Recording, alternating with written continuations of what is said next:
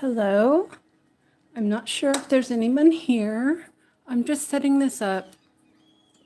Try to make it right. I'm still waiting for my...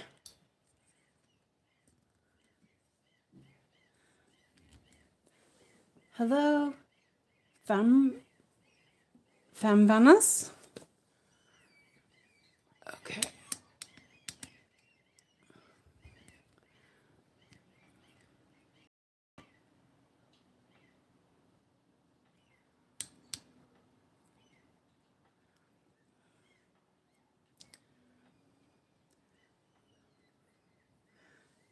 How does this sound? Is it okay? Wait, sorry. Didn't mean to be so loud, like right away. Hi, Nicolette. Welcome in. I didn't mean to start the stream so fast, but my hand hit the button, so you get to see a little bit of adjusting while I do this. Let's see. Okay, let's move that down. The lighting is still a bit off. Let me turn that up a bit, maybe.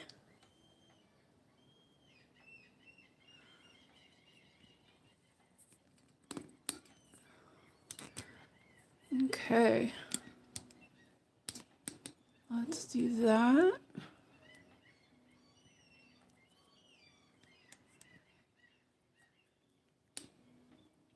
I think that's a bit too, oh, sorry. Oh, wow, that's going to make somebody seasick.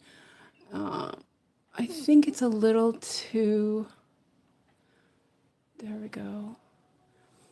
On Saturday, I get a new camera arm that should help with the angle a little more. I guess that's not too bad. I don't know. What do you think? So, does everyone have their coffee ready? And the lighting is still a little off, but I'll play with that later. It doesn't look too bad on the computer. Okay. Let me... I really didn't mean to start this early. Hello, Daisy. Welcome in. I had it planned to start in 15 minutes, but I hit the go live button. It went way too easy to hit that button. Oh, now my tablet won't turn on. Gosh. Oh, there it is. I'm like, I'm not very professional. So today I'm going to work on the pattern called Pricks Everywhere. And I can't really do picture in picture. So whoops, let's do that. This is what it looks like. It's a stylized tarot card. I just love it. It's so cheeky. But that's what I'm working on. And honestly, it's pretty much air stitching right up here because it's a lot of white there. And I don't want to do the black until I do the white. So I will be stitching some of this white and then I'll grab some of the black. And the same here, I'll do some white and I will do the darker colors. And I was doing this on the diagonal. I think that I might continue doing that. I think this pattern seems to really like that. So and I parked because I was kind of doing diagonal and I didn't want to, I didn't want to do some of the colors that were darker before I did the white. So what is everyone else working on today? And let me see if I can get this lighting to look a little better. Well, actually, it looks pretty good on the computer. I'm just kind of looking at the phone screen and thinking it didn't look super great. But I think it looks okay. Yeah, maybe. Okay, well, hopefully. Okay, so I picked this pattern today to work on because it's part of my rotation. I do 500 stitches on a piece, and then I spin my wheel and do, I'll do the next color. So hopefully it doesn't shake too much. My stand is not as steady as, it's a quite flexible stand. I think it'll be similar, have the similar feel to a Lowry, but it's a little bit different. It's wooden. So I am going to, and because I couldn't figure out how to get Saga to show up on my screen, I can't show what I'm working on. I'm still working on figuring that out. So yeah. Okay, actually, this first parked thread is 712, and that one is just running along the edge. So I will work a little bit of that one by one, so I can get it away from the black, and then I'll do the black later. This is Arrow Floss. It's a little bit fluffy, but it likes to pick up the black or the darker colors. I think CXE is similar. It's a poly cotton. So I'm trying not to do the black before I do the white. So I'll do a little bit of this white just to get some, it's pretty much block stitching, but it's easy stitching. So then I can chat while I stitch. So, and that black's, let's do this. Hold on. So a lot of times when I park, sorry, my hand in the way. When I park, I will thread my the parked thread out of the way and do it like that. And then it's not going to keep hanging down. Oh, my hand's in the way. I'm still learning this. I hope it's okay. So actually, this is where I would use, since I'm doing a bunch of stitching at the same time, I'll use my ballpoint needle.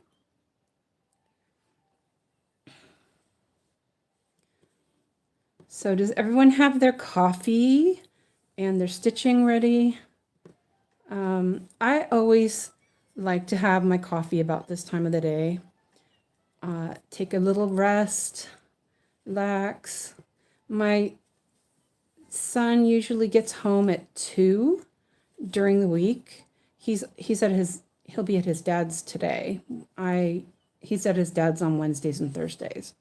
So by 3 o'clock, we're all kind of settled in and relaxed and able to just not be stressed out and breathe a little bit. So I find that that is a perfect time to have a cup of coffee and stitch for a little bit. So I figured this is a good time for us to do this. And this has, this color goes all the way. But I'm gonna stitch this one out and then I'll pick another color. There's a lot of really nice blues down here that I'm really anxious to get to.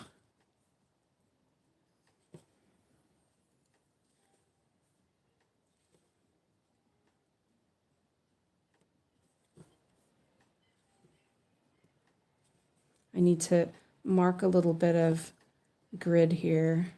Oops, wait, what did I do? I just did the wrong stitch. Oh, that's okay. I'll go underneath. I'm like, what did I just do? That was weird.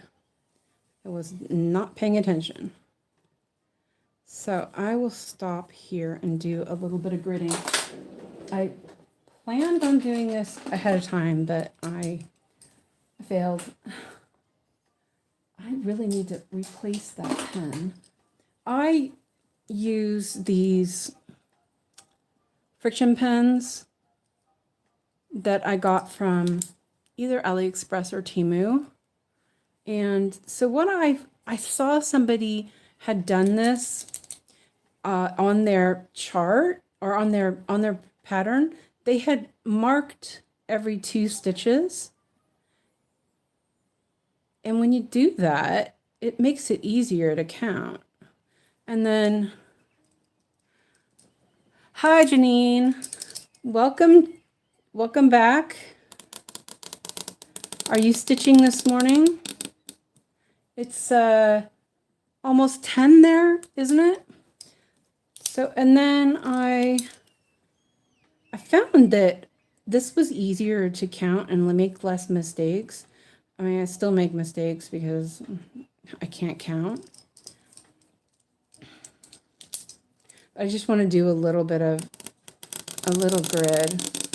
I started the live on accident. It was not supposed to start yet. So I wasn't really prepared. I was gonna stitch a little bit before I started the live, so I would just not be all frantic. But that's okay. You guys get to see a little bit of prep work.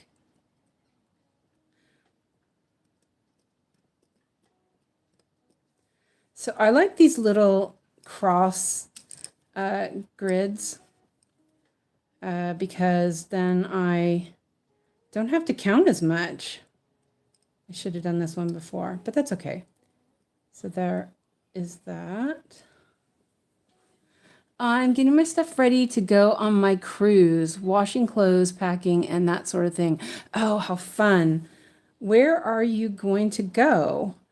Isn't Janelle going on a cruise? No, it's Marcia. Isn't Marcia going on a cruise?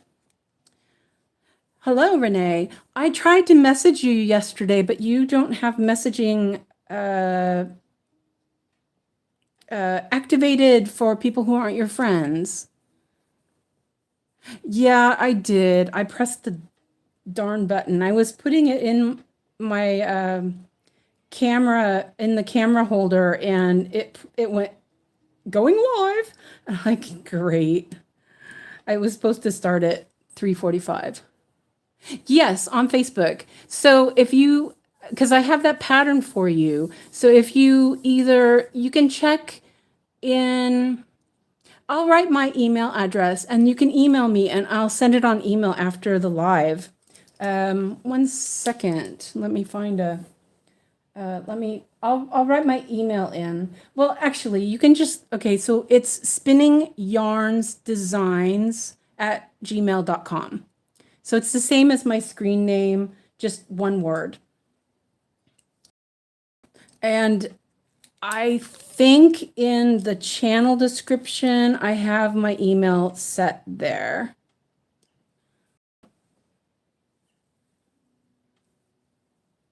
Ooh, so Janine says, yes, Marcia is going on one too. I'm going to the Bahamas. It will be nice to get some warm, sunny weather. Of course, it's been nice here for the last few days. Okay. Yeah. Email me and I will send that to you. I'm just moving my computer closer so I can see. So I have YouTube open on my computer laptop so that I don't have that heart in the chat. So I can actually see what you guys are saying. So, okay, so now I will do a couple more of these stitches. This is just the same color. I'm almost done with this color and then I'll end it. So I'm working on 22 count Hardanger. This is from Perman.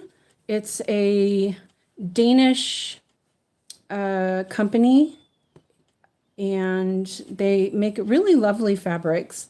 I believe this would be considered Oslo cloth. I'm not completely sure, but I assume it is.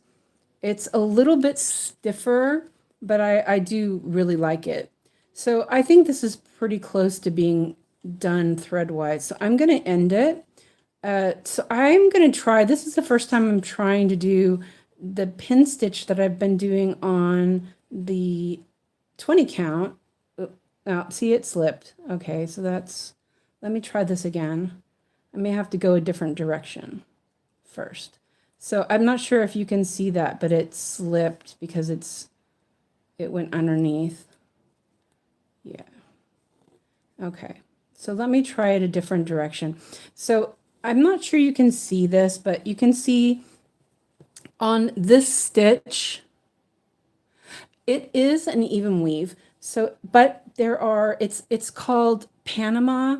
The weave type is Panama. So even weave, all that means is that all your threads going in your warp is going down, and your weft are exactly the same, and your set, which is the distance between your threads, are exactly the same.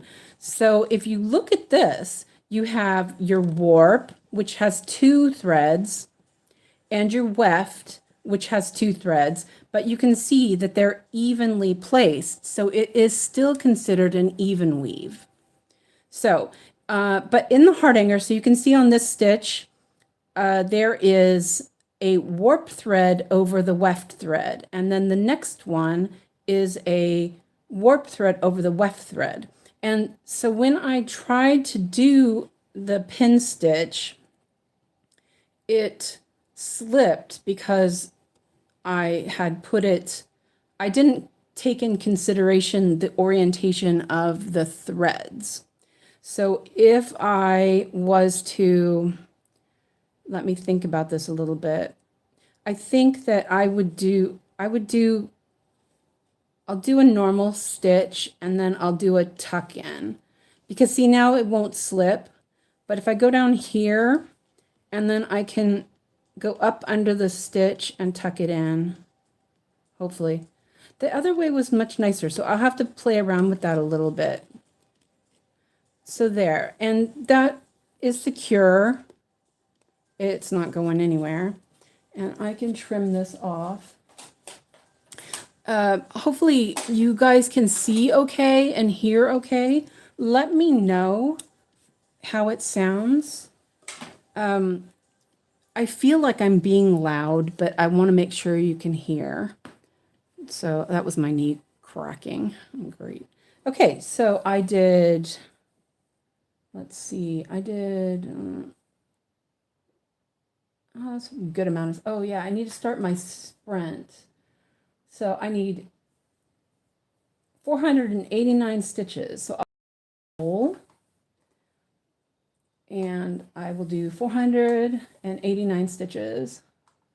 I already did 11. 489 and press OK. See, I'm just seriously not. So now, because I did those, I can go through and do these black stitches a little bit farther down. So I don't know if that was understandable about the weaving. As Yogi said, I'm a weaving teacher, and so, but I teach weaving in Swedish, even though English is my first language. I still I teach Swedish, and I teach in Swedish because I work in Sweden. So like sometimes I forget I forget English terms, even though I originally learned weaving in the United States. So, oh, and then I have to remember not to pull so hard. I've been working on 20 count and then 14 count for a while. So then I'll do these black stitches, which then they won't, the black won't rub off onto the white. Also, I wax my threads just a little bit, especially the darker colors. I find that they get a little fuzzy looking, and I don't want it to look bad.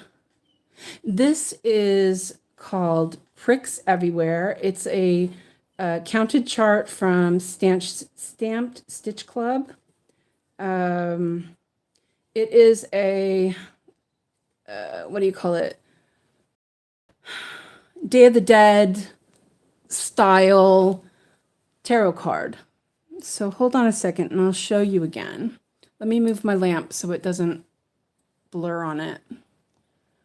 So this is what it looks like.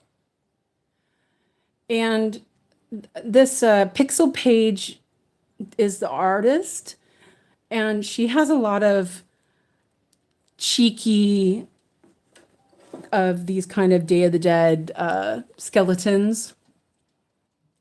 I just think it's so funny. There's another one that says Salty Bitch.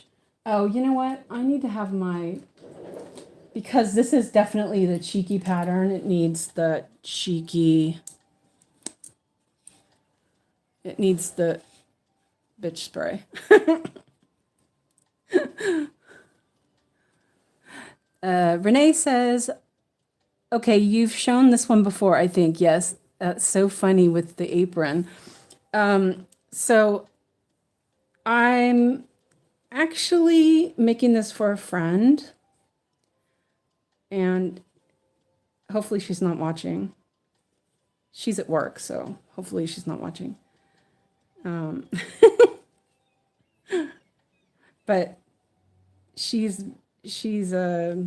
awesome, but she's a little spicy, and she likes cactuses. And if she's watching, she'll know exactly who it is that I'm talking about. This looks, oh, okay. I wasn't quite, I was like, why is the screen, oh, wait, okay, wait. Gosh, I'm trying to, my screen was lagging behind, and I was trying to get it to go back live. Why is it not live? Okay.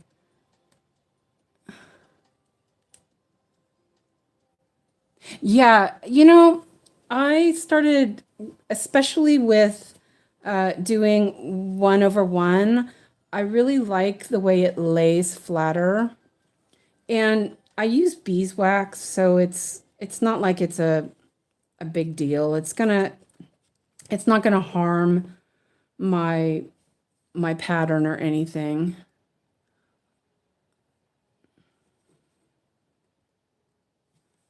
And honestly, I love these. I love block stitching. It doesn't bother me at all. I know some people don't like it, so I gotta be careful. So see, I pulled on that one a little bit hard, and it started to slip underneath the weft thread. So if that happens, you can go like this, and you can pull it to the other side, and it'll pull it back to where it's supposed to be. It's just that I've been stitching on 20 count and 14 count Aida all week. So I got kind of used to just yanking it.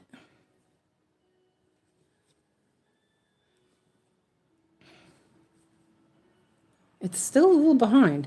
I wonder what I did. It's a little distracting because it's behind.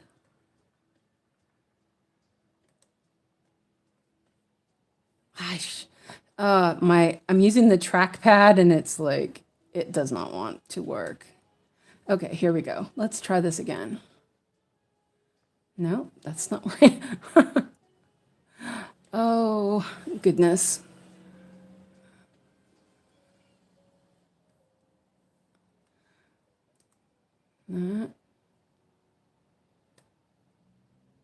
Okay, let's try this now.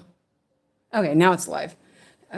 it lags behind anyway, and then it was like 30 seconds off, and so I kept thinking, wait, why is that doing that? But anyway, so another thing I like to do, I learned this with English paper piecing, is that now it's getting a little bit on the short side. I connect the thread. Let's see if I can get it to show.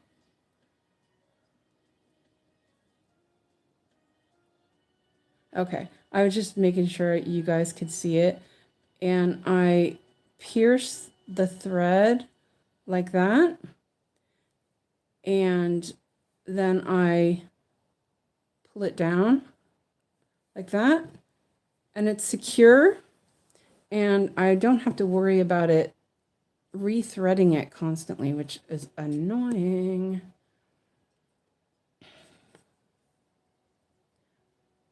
So which project are you working on, Renee? And what's everybody working on anyway? Let me know. I don't need any more ideas on what to stitch. I really don't. I can't start anything new. Of course, I always do.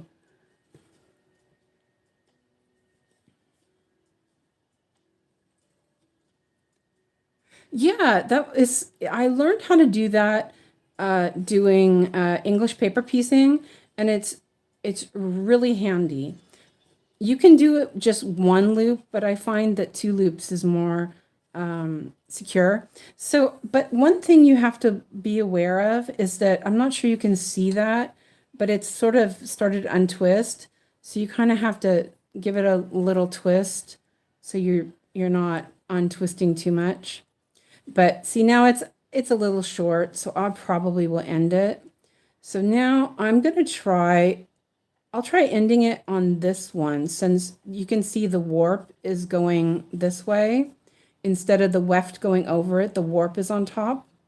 So I'm going to try to see if I can do that, that pin stitch that I was doing the other day, except I twisted the thread a little bit, so it's a little kinky.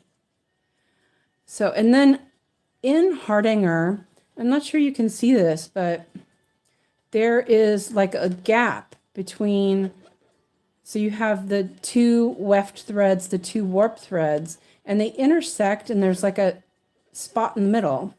So that's where I'm putting, yeah, I'm not sure that's going to work on this. Okay. Yeah, see, now you can see it slipped down. So I actually didn't get in the middle. Let me try that again. This is something I just saw. It was Atomic Heart. She had a, yeah, see, now I just messed it up. Let me cut that off. She had a video about working with blended threads. And she showed how to do a pin stitch when she does her blended threads. Let's see, at the moment I'm stitching a serious piece. Artises, All That Is Left to Love. Oh, that sounds lovely though. I don't recognize it, but I will look it up later because that sounds, I'm kind of, I saw an artisy piece that I'm thinking about. But then I also saw a Pain-Free Crafts one that I saw.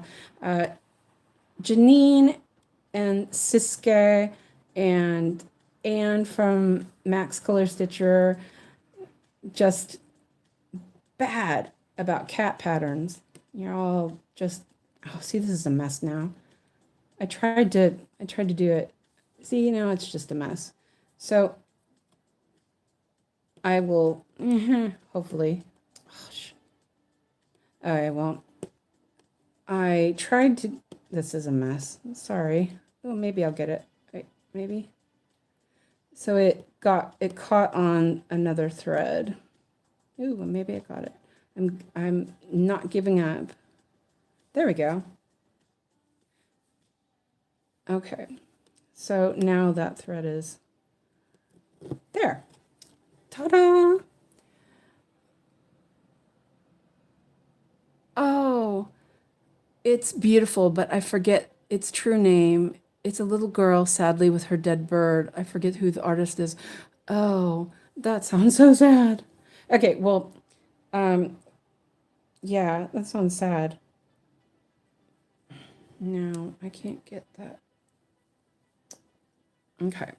Now I left it a little too long and now it's a little short. So what I'm realizing is that that method's not going to work. So what I'm going to do is I will end it normally, and I know that there's all these black stitches, and I'll just do a normal pin stitch. So here, if you look, let me see here. So here I'm gonna pin it here. So if you look here, this is how Hardanger works. So you see there's two weft threads here and two warp threads here. So I'm going to try to stick it between here. There. And then I'll go down there, and since this is black and I know it's going to cover it up, I'll go back up on the other side and then go down straight through the middle, or try.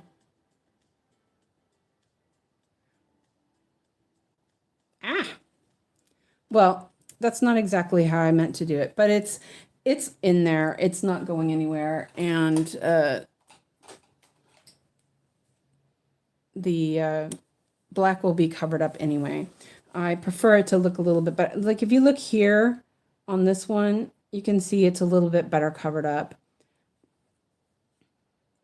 But it's black, so you know black is going to be a bit more noticeable. Yeah, I know. I don't think I could. I don't know. I mean, I guess if you're sad, you could stitch something sad. Okay, so I did on these ones.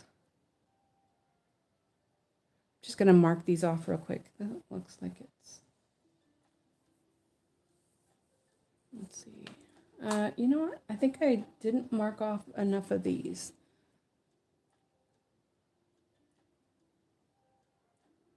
Well, let's see. Hold on a second. Let me double count here.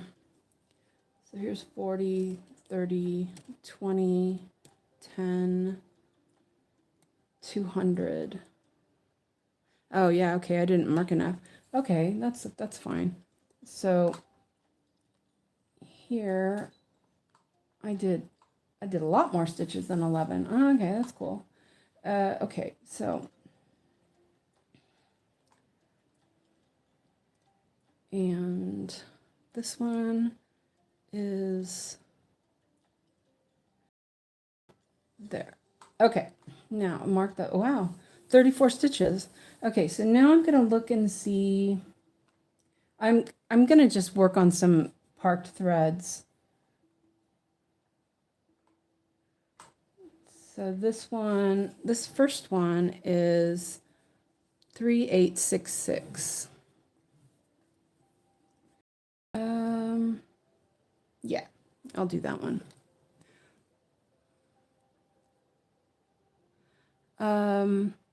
I love classic artwork pieces and chose this one, but yes, it's a sad theme. Oh, is it a classic then? Oh, nice. See, I want to start Alphonse Musha.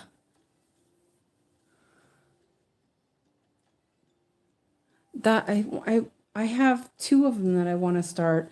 And then of course I was watching Atomic Heart, her video on doing blended threads, and she showed a quince pattern that was full of blended threads, but it's Alphonse Musha also. I'm not sure how to say that, honestly, sorry. But I'm like, no, now I want to do those two. Like, I don't know. Okay, so now this one is going to be 10 stitches.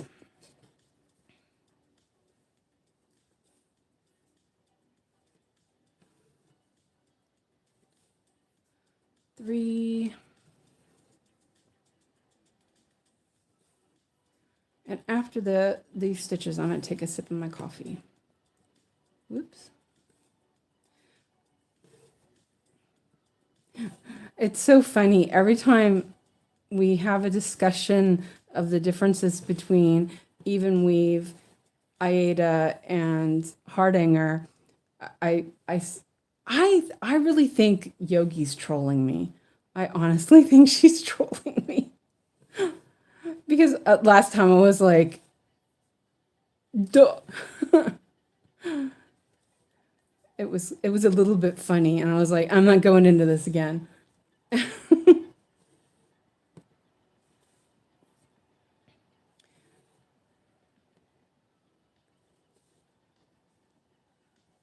Let's see. Okay.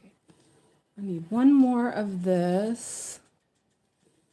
And then it's going over here. And then it's skipping one. So I need one more.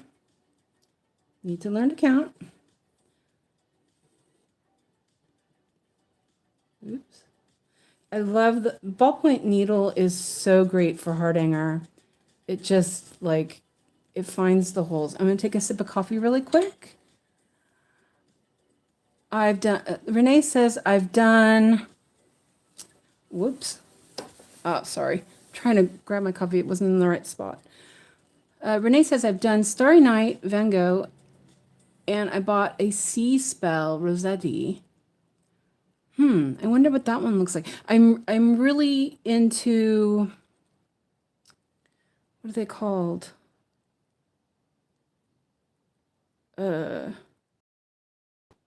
Like Waterhouse, James Waterhouse. What is that brand? What is that style called? Oh, I just love them. So I also want to do some Waterhouse. There's a really pretty one of a woman standing on a cliff looking out to sea. They do not bend easily. And actually, the one I'm using now was one of my friend's needles that I found in the IKEA cart that she gave me. So I'm actually using it. I love it. I have my own, but this one for some reason, because it's like tarnished because her skin tarnishes them, but it's so smooth compared to the one I'm using because the plating just comes off on mine. It doesn't end up. Yes, the Miranda. Oh, I love all of Waterhouse's pictures. Quick sip of coffee. Oh, nice. A caramel latte. That's what I'm having right now. Let's see if I can put this back here without hitting everything. I need to. The Tempest. That's the one that I really like. Another one that I like is, I think it's called, I want to say it's Narcissus. There's one picking flowers. I just love that artwork. But then I also really like Musha. I'm not sure how you say that, honestly. I am gonna figure that out because I love.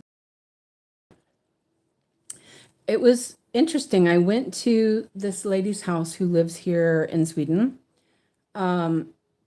And I went to her house and she had a bunch of artwork.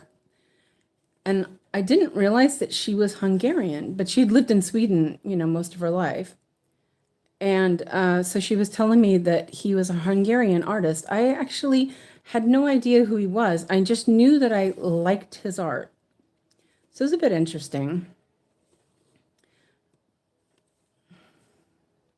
But definitely, if you can find ballpoint needles, definitely do it. Okay, so this one that's the last stitch of that one for a while. So I'm going to end it and I'll park this thread on my needle board. Yes, it is Narcissus. Yeah, and Gather Your Rosebuds. Those are the two. Oh, man, it's just, there's so many. It's so hard. Okay, so now I'll try to do this again. I'm just moving over a little bit. So you see how I went between, and then I'll go down. And you know, you could do just that and then go over one and do another. I'm using a little bit sharper needle and then cut it. That should also be, so if you look at the stitch, it's good. Okay, so cut that off. And I didn't get my needle board out. Let's see how this affects the lighting. I think it'll be okay.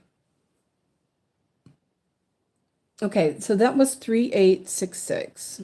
And I will put it back on my board. Oh, there's a space for it. Okay, it's a lot of white. Can you guys see okay? And I have to say this all the time, but guys is a universal name for everyone. I'm from California. The ones I have are from Sullivan's. So they're a company, but they also there's a German company that also sells them, but I don't remember the name offhand. But the ones I have now are Sullivan's. Okay, so this one now it's the same as this color up here, 12. Oh, no. Yeah, it looks like it would be a Kim Jacobs, isn't it? No, it is from the Stamp Stitch Club. It is called Pricks Everywhere. And I'll show you a picture. I have my old phone here. So let me move the light up so the ring light doesn't show on it. So it looks like this. It's super cheeky. I love it. It's Day of the Dead style tarot card. So I'm working up in this little corner. I gave up on my Kim Jacobs. I had 2 started and I wasn't feeling it. So I stopped working on them. So now so this one it also has some stitches here, but I don't want to go too far. So I'm going to do these and then move down where they are down here. And then that is, see, this one, I did the darker colors here. I should have considered that a little bit better, but it's okay.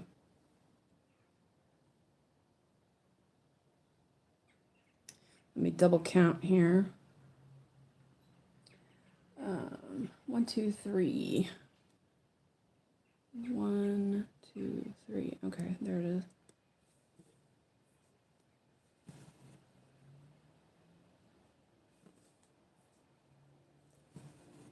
And then there's one. Oh, that's the other thing I need to do. So on this pattern, because it's so light, I should turn on the little face icon. So I think I did that one.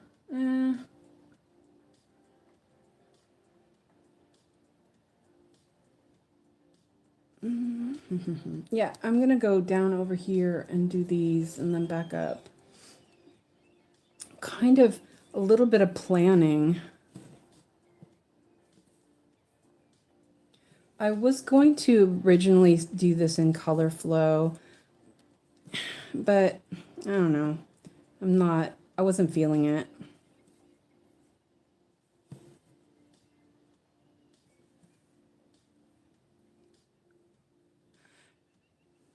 Yeah, Um, Janine says, "Ooh, that's cool and looks fun to stitch."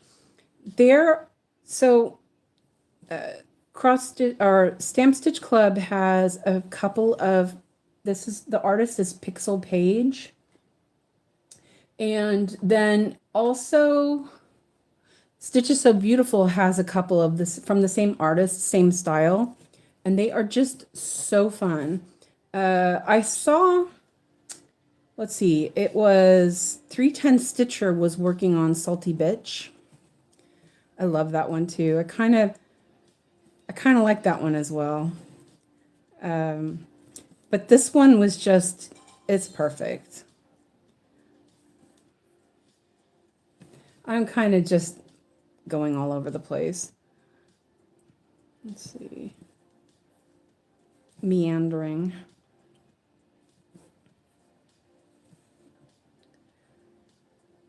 I want to, there's a lot of blues in here, so I kind of want to do the lighter colors so I can stitch some of the blue. It's like teal and blue. I love teal. That thread is in the way.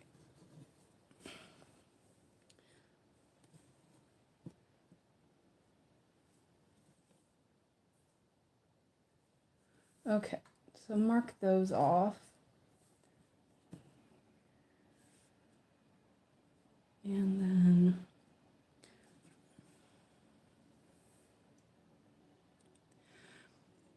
Janine says, I can't get into the color flow method at all. It's not for me. Yeah, I tried. And see now this one, I did try doing color flow and there's too much to decide on. I think that I would be better off if I had less to decide. And color flow, there's too much decision making, just plain and simple. So that one, okay. The stitch right here was just a little loose, but it's because it's parked. So if I pull them down though.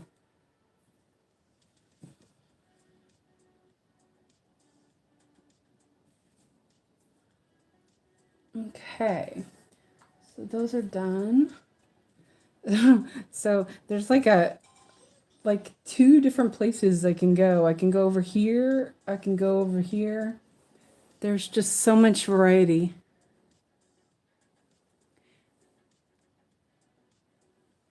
Renee says, I would have decision fatigue with color flow. Exactly. It looks pretty as it's stitched though. Yeah, and I think what I'm going to do is just plain old typewriter method. Works really well. So actually, I think what I'm going to do is, because there's a lot of this color just like all over the place, I think I'm just going to park it for now and do something else possibly. Let me see where the stitch goes. Yeah, I'm just going to park that for now because it's there's so many other colors all around, and I think what I'm going to do is I'll go back up here and work in some of the parked threads. I'm not sure what that is. The problem that I had was I was going to do typewriter method, but then I have to do the white before the dark colors. Aha, Janine says, my problem is I don't like to follow rules. Exactly. Well, I am. I don't know if you have seen how pedantic I can be. That's why I get so frustrated sometimes with some of the conversations we all have. I'm like, no, that's not right. That's not right. When I started doing mini cross country, my friend Christina, she says, "Who are you and what did you do with my friend?" So yeah, but I'm still sticking to a little bit of rules here. But right now it's just like you said, the color flow, it's just like I went away from it already and don't like the idea, you know. I just I like the idea, but it just wasn't working. The other thing I was watching, it was a Swedish cross stitcher. Her name is, I want to say it's Marika. She's in Stockholm. So she has a YouTube channel and she had a little tutorial video on how she does her stitching, which essentially was color flow, but she starts on the right side. And she said that because when you park your thread, so if you look here, you park your thread, there's always a gap between your stitched threads and where you park. And so that's why I started doing from the right side. I was going to do color flow from the right side, but then I realized that I didn't really like color flow. But it makes sense to have my stitches, if I do park, to be away from the stitched area. So I thought that, and I think that that's the reason why Gemma parks where she does, because then the stitch isn't in the way. But now I'm doing almost exclusively typewriter, so it doesn't really matter. The park threads actually just get in the way with typewriter method.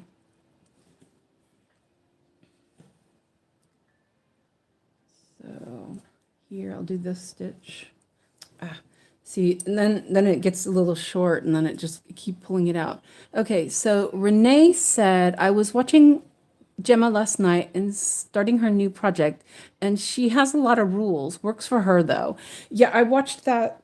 I watched that this morning actually, and I after a couple of minutes, I was like, I watched the whole thing. I mean, honestly, I watched the whole thing, and I thought, well, maybe it'll help. But no, I could see that there was just too many decisions. So I thought, nah, I think I'll stick with what I'm doing now, which for the most part is typewriter. It's not quite on this one because there's so much white up here that I have to be careful. Okay, so that's that. Let me mark those off. And there, okay. And there's 4 stitches. It's kind of interesting because there's a lot of confetti, but then there's a lot of block stitching. So like maybe I'll do a little bit of confetti and then it's sort of like Neko Hotel. There's a lot of confetti in this little part, but then there's this big batches of block stitching that I can go and enjoy. This is getting short. See if I can get there. Let's see.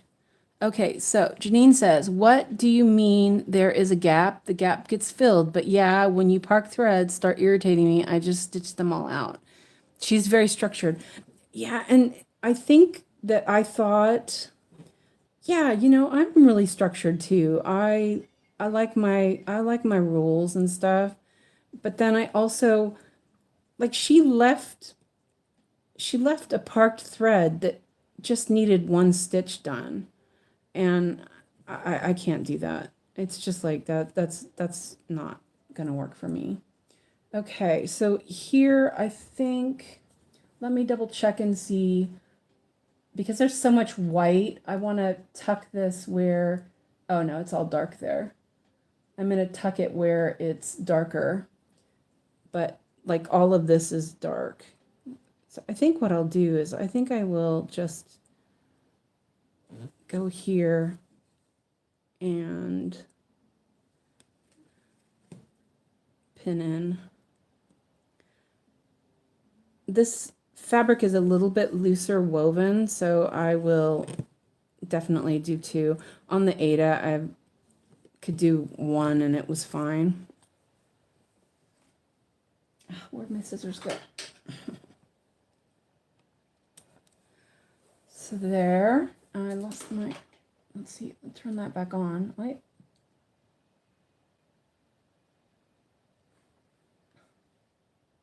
Oh, okay. I got your email, Renee. I'll get back to you after the stream. I went to do something and I keep pulling the screen down.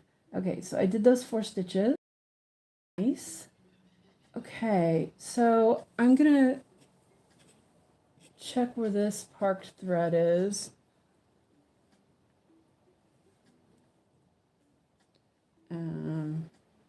Looks like I put that in the wrong spot, so we'll leave that there.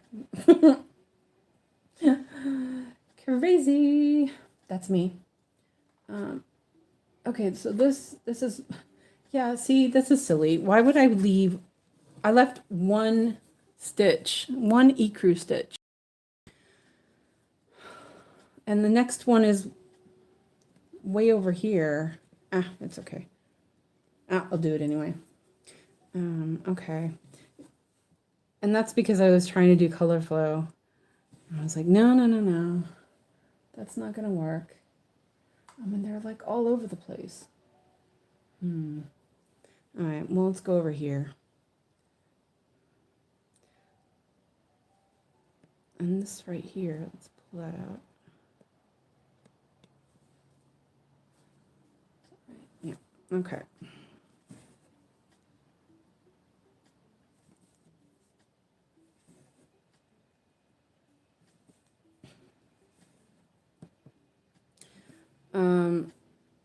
So yeah, I was thinking that I don't know if I'll do streams every day. That seems like a bit much. But then also, like Yogi says, you know, you're already stitching. Why not? I'm waiting for another piece of equipment for the arm of my camera to see if I can maybe make it a little bit longer so that it will tilt a little more. So it'll tilt, you know. Oh, see, this is a mess. This is why this doesn't work with cross country.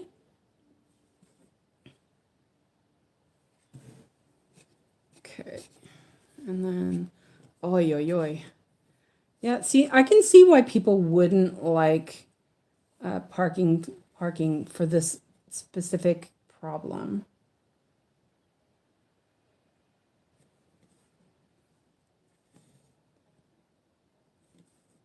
But I'm just gonna go all over and not worry about it. Let's see.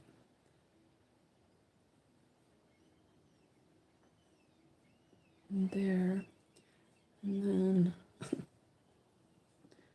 oh.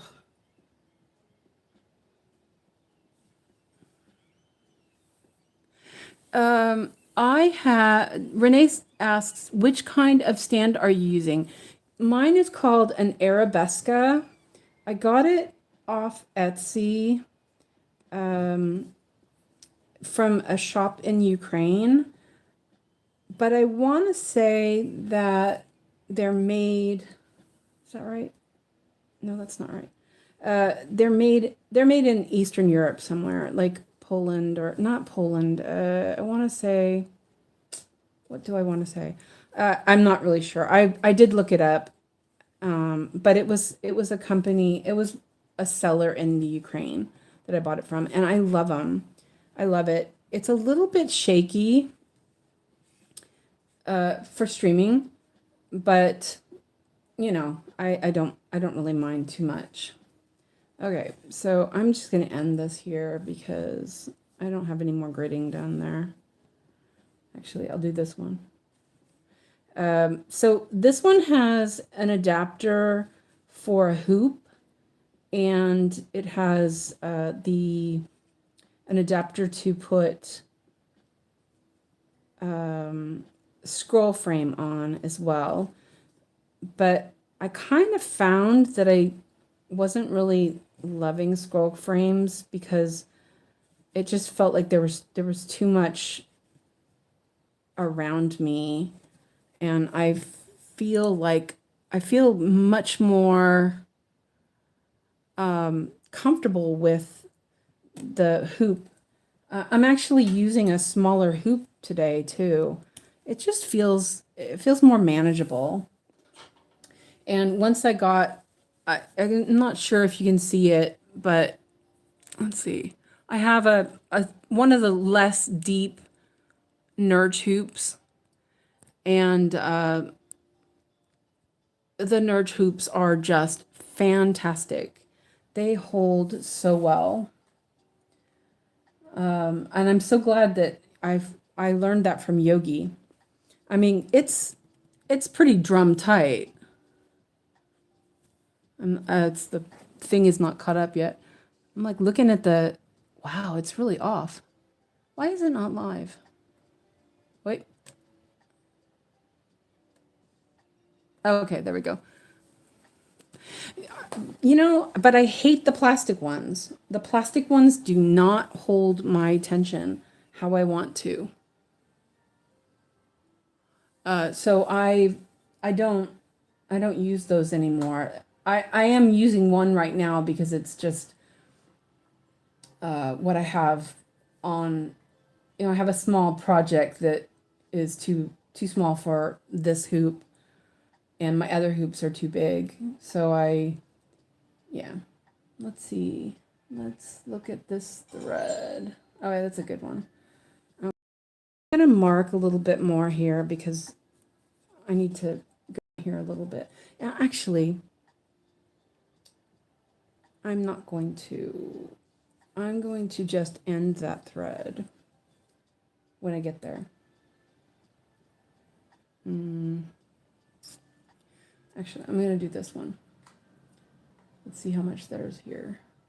Okay, yeah, that's a good one. I'll do this one. This is 3865.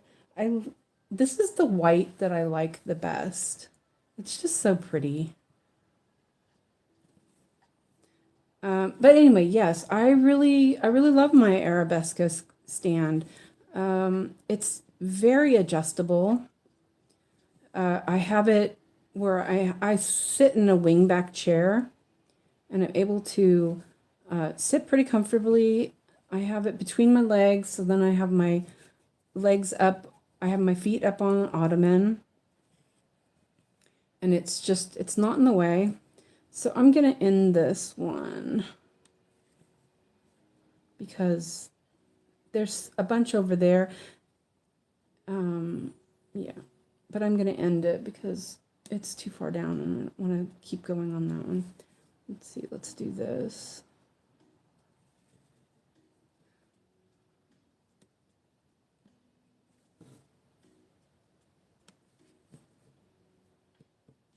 It was about, I think I paid a little over 1,000 crowns. So it's like $120 or something. Yeah, my friend moved away before I could give her my plastic ones. But definitely the wood ones are the best. The deeper ones are really nice. But I found that the smaller one, that's the smaller size, they work just as good. They're really, really good. I'm gonna take a sip of my coffee real quick.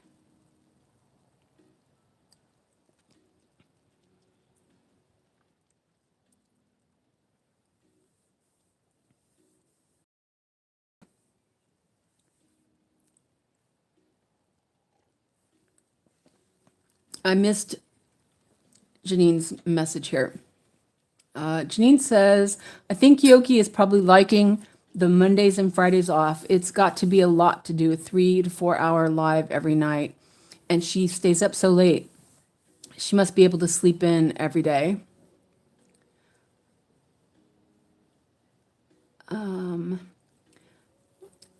Yogi definitely devotes a lot of time to her lives. That is totally true. You know, I stitch a lot.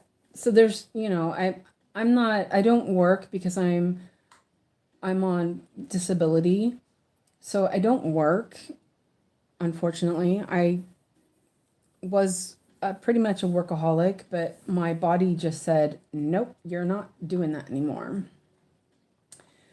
So I had to give up on all that. And so, so I have to fill my time with something.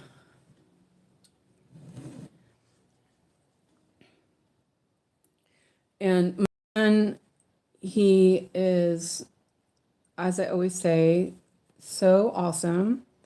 But, he's got his own little special needs.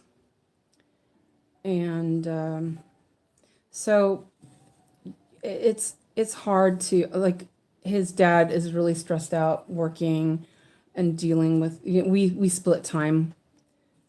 So, he has him half the time and I have him half the time. It must just be really hard for him to be working full time and dealing with Alex as well.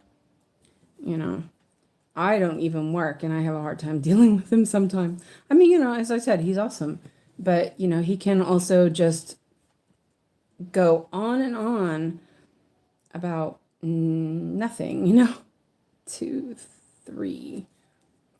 I'm just going to do these couple of little stitches on here. I'm trying not to go too far. I'm kind of made this my breaking point here. Let me mark those. So we both get a little time off. I have Alex every Monday and Tuesday, and his dad has him every Wednesday and Thursday, and then we divide the weekends. So this weekend he's at my house. So, and I'm gonna end that. I'm gonna end this one. It's kind of long, so I think I'll put it on the board. So I'm gonna try to do. I will say he's a great kid. He has always been around my crafting. Like, of all the times him growing up, he's broken or ruined 2 things. And it was quite minor. One of them was I had just gotten a new lamp and I left my studio room open, and he climbed up to the table and I had scissors there and he cut the cord. Thankfully it wasn't plugged in. It was like first last time. And then he is very creative. I mean, extremely creative. And he went through a time where he was making things. And he would it was really funny. He was finding things around the house and gluing them to stuff. And he had this whole project on the floor that he'd glued things on it. And I had my yarn swift. It was on my loom. My loom was in the playroom. And he had taken the screw off the swift, the one that you keep to hold the swift together. And he had taken the screw off and used it in one of his creations. And I looked at it. We were cleaning it up one day and I was looking at this and I was like, what is this? I recognize it, but what is it? And his dad was like, I don't know. So he threw it away. And then, like, maybe a week later, I was like, went to go use the Swift. And I was like, oh, that's what it was. My favorite Swift, too. So yeah, I couldn't be mad at him. My stuff was out.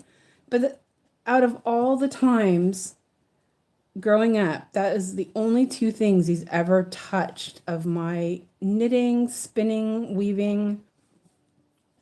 He's such a good kid. And I always, like, my friends would always say, well, I can't do that. You can't do this with small children. There was always that. You can't do that with small children. And I was like, why not? Like, I grew up, my mom always was working on something. My auntie, she lived with us when I was little. She was always sewing. She always had something. We never touched their stuff. We just, I never touched it. Like, I don't think my brothers ever touched it either. But then my mom was kind of mean, so we probably were afraid of her. Um,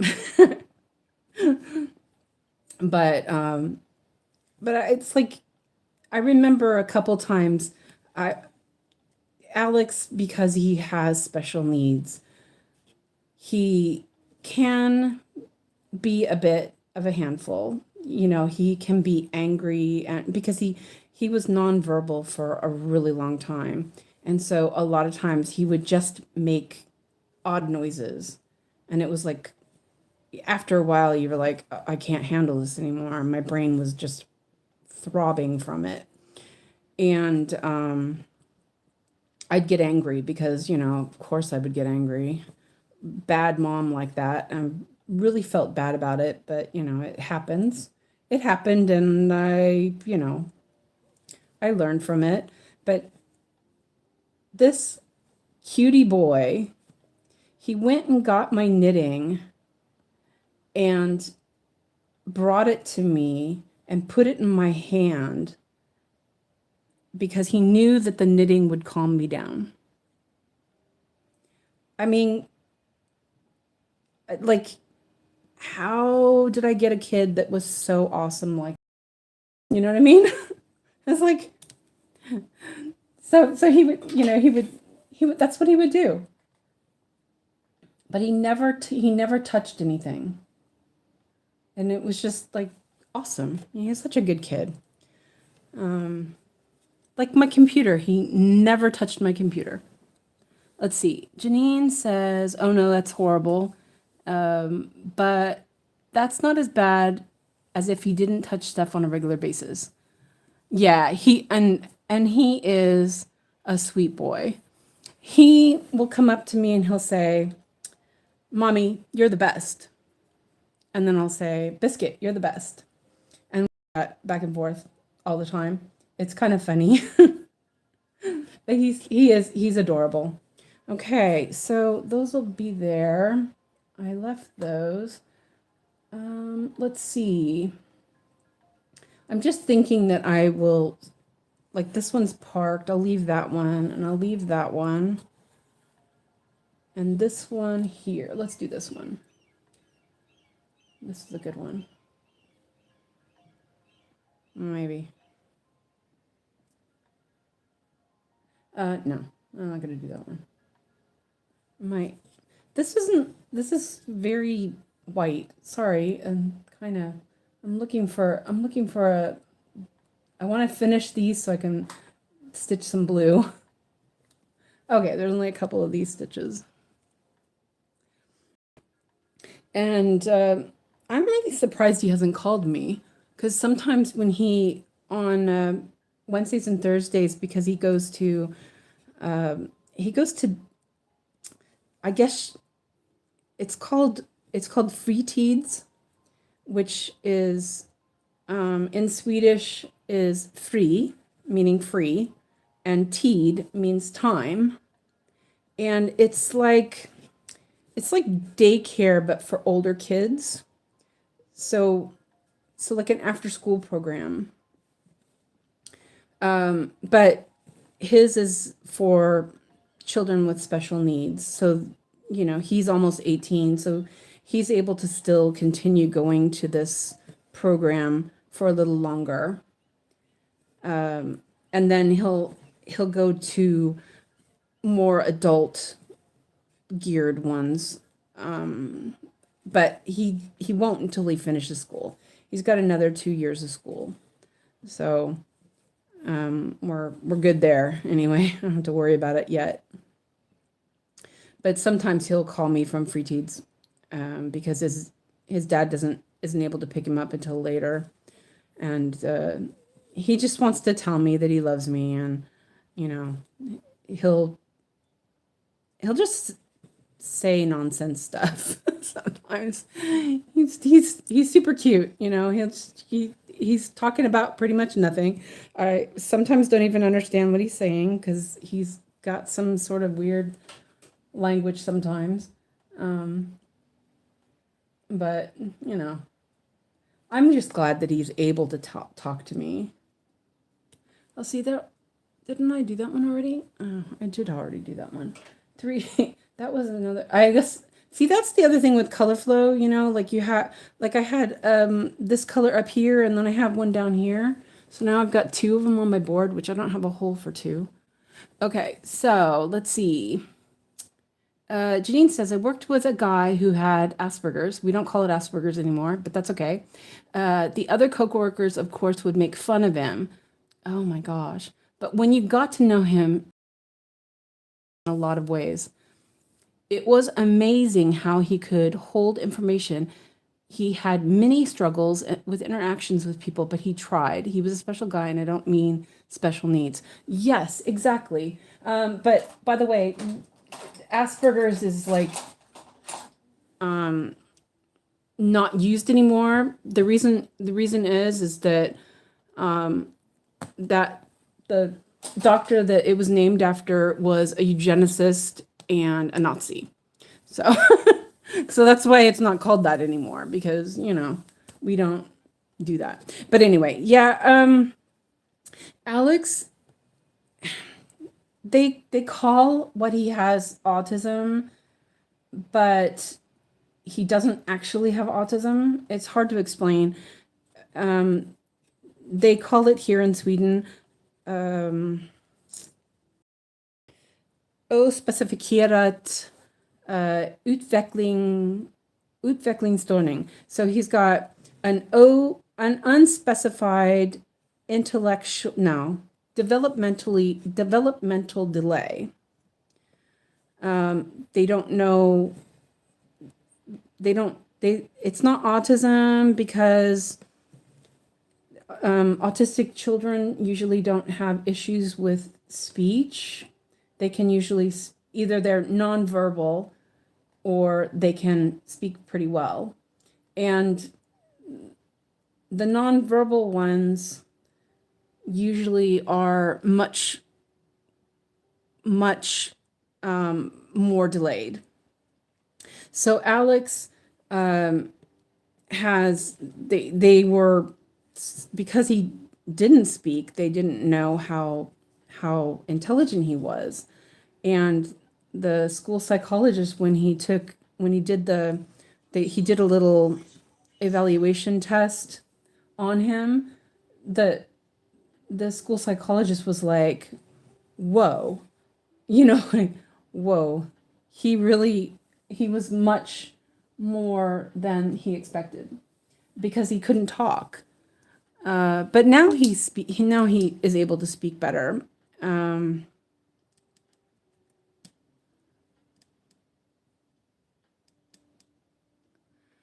I'm just marking these because there's a stitch here that I need.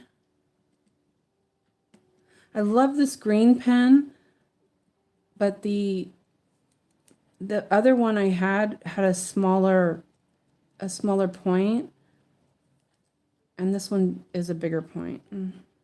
But I like this color. I always like this color. So they've realized that he wasn't as Janine says, I didn't know that, and they do call them that here still. No, I'm not offended by it. It's one of those things that people don't. It's a recent thing where they were like, we're not calling that anymore. It's all under the autism spectrum now. I think it's a fairly new thing. See, Alex isn't even like, he's not even, wouldn't even be considered Asperger's. But what they found is that he was a lot smarter than they thought. And so his teachers were all like, whoa, you know, I think he was, maybe, I think they did the first test when he was 9. They were supposed to do it when he was 7, but there's always a reason why they can't do stuff, which is super annoying. But like, they had been giving him like super easy stuff to do because they didn't understand. And the teacher took out some geometry. So he was like 9 years old, and the teacher took out some geometry, and Alex was like, no problem. And he did it, and he couldn't even speak properly. So it's kind of cool. He's super smart. He he didn't get the math stuff from me, definitely didn't. But his dad is also super smart. So, and now he speaks 2 languages. He's always understood Swedish, but because I talk a lot, as you can probably tell, I like to talk. So I would just, because I knew that he needed to hear English. He needed to learn English so that he could talk with my family. And he was getting Swedish at school, so I put all the TV we watched was in English. All of everything was in English. I found a bunch of like phonics and, a lot of those kind of educational things when he was really young, and would just play it on a loop. A is for apple, apple, that kind of stuff. Just constantly, you know, repetition. Oh, I just missed a stitch. Oh well. Is it here? No, I don't know where it's at. Never mind. Yeah, there's a bunch up there too. Oh, that's fine. I'll do those later. I just wasn't paying attention to the thread I was doing, and I hadn't moved it over, and there's a couple there. It's okay. So, yeah, so I just was like constantly talking to him, constantly singing songs, doing all that stuff. And one, they have a rehabilitation thing that they supposed to be actually doing something with Alex, which honestly they do very, very little. School has been great. I will say all his schools have been really awesome. Teachers really work hard with him. But the children's rehab that is supposed to be helping him has done very little. And I remember one time I had been fighting for speech therapy because he wasn't talking. And so when he started talking more, first of all, they tried to test him saying things in Swedish. And I was like, I don't even know what that word is. Like, maybe try in English. And they tried in English, and his eyes lit up, like he understood what they were saying. He still couldn't speak, but he could understand what they were saying, and he was able to, point out what they wanted. And it was like, okay. And then when he did start speaking, the same person who was just, she was horrible. She would just talk right over him. And she said to me, she goes, his Swedish, she said this in Swedish, his Swedish is American accented. And I looked at her and I go, that's your job. My job is to teach him English. I was like, nah, you're not putting that one on me. But the teachers were like, the teachers just said that this rehabilitation was just useless. So it wasn't just me that thought that. Okay, so let me read it a little bit. Does he know Swedish and English? Yes, he does. He speaks both of them now. He's always understood Swedish, but he didn't really speak it very much. He prefers to speak in English. But this year he's started, or this last year he started speaking Swedish a lot more. So now he wants to speak Swedish with me sometimes, which is fine. I don't mind it. I just prefer not speaking Swedish with him because my Swedish is, I mean, it's okay. I've lived here for 26 years, the end of this month, but I don't want him to learn any of my bad habits. Because I learned Swedish, I took Swedish for less than a year and pretty much just learned it from using it. You learn a lot of bad habits. And Swedish is very similar to English. So I use words improperly sometimes. And I didn't want him to do that.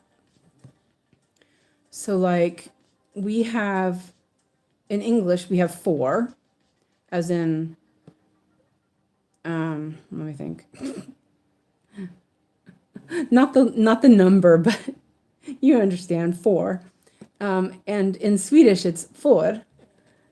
And it's like you kind of can use it as the same, but then not really. And so I would use it in the wrong context.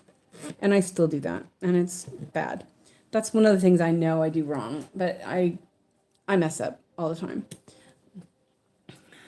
So exactly, Janine. Who cares if he has an accent as long as he can communicate? Exactly. That I 100% agree. And his teacher, after the speech therapy, well, she was like a special teacher or whatever. She was not very good at what she was doing. After she left, his normal teacher was like, that was a waste of time.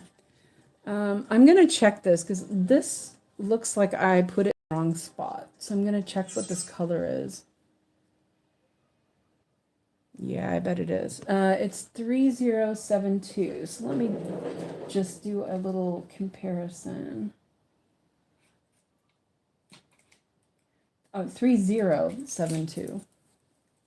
Let's see.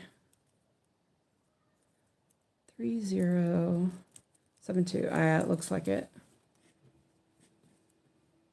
Yep. I just put it, I parked it here instead of here. So that's easy enough to fix. They say English is a difficult language to learn if it's not your first language. Yeah, I think so, but also I don't think so. Well, and a lot of people say that Swedish is difficult, but I didn't find it all that difficult. Because I'm English speaker, you have an easier time. Also, everyone in Sweden from the second grade learns English. So you always, like, for me, I was never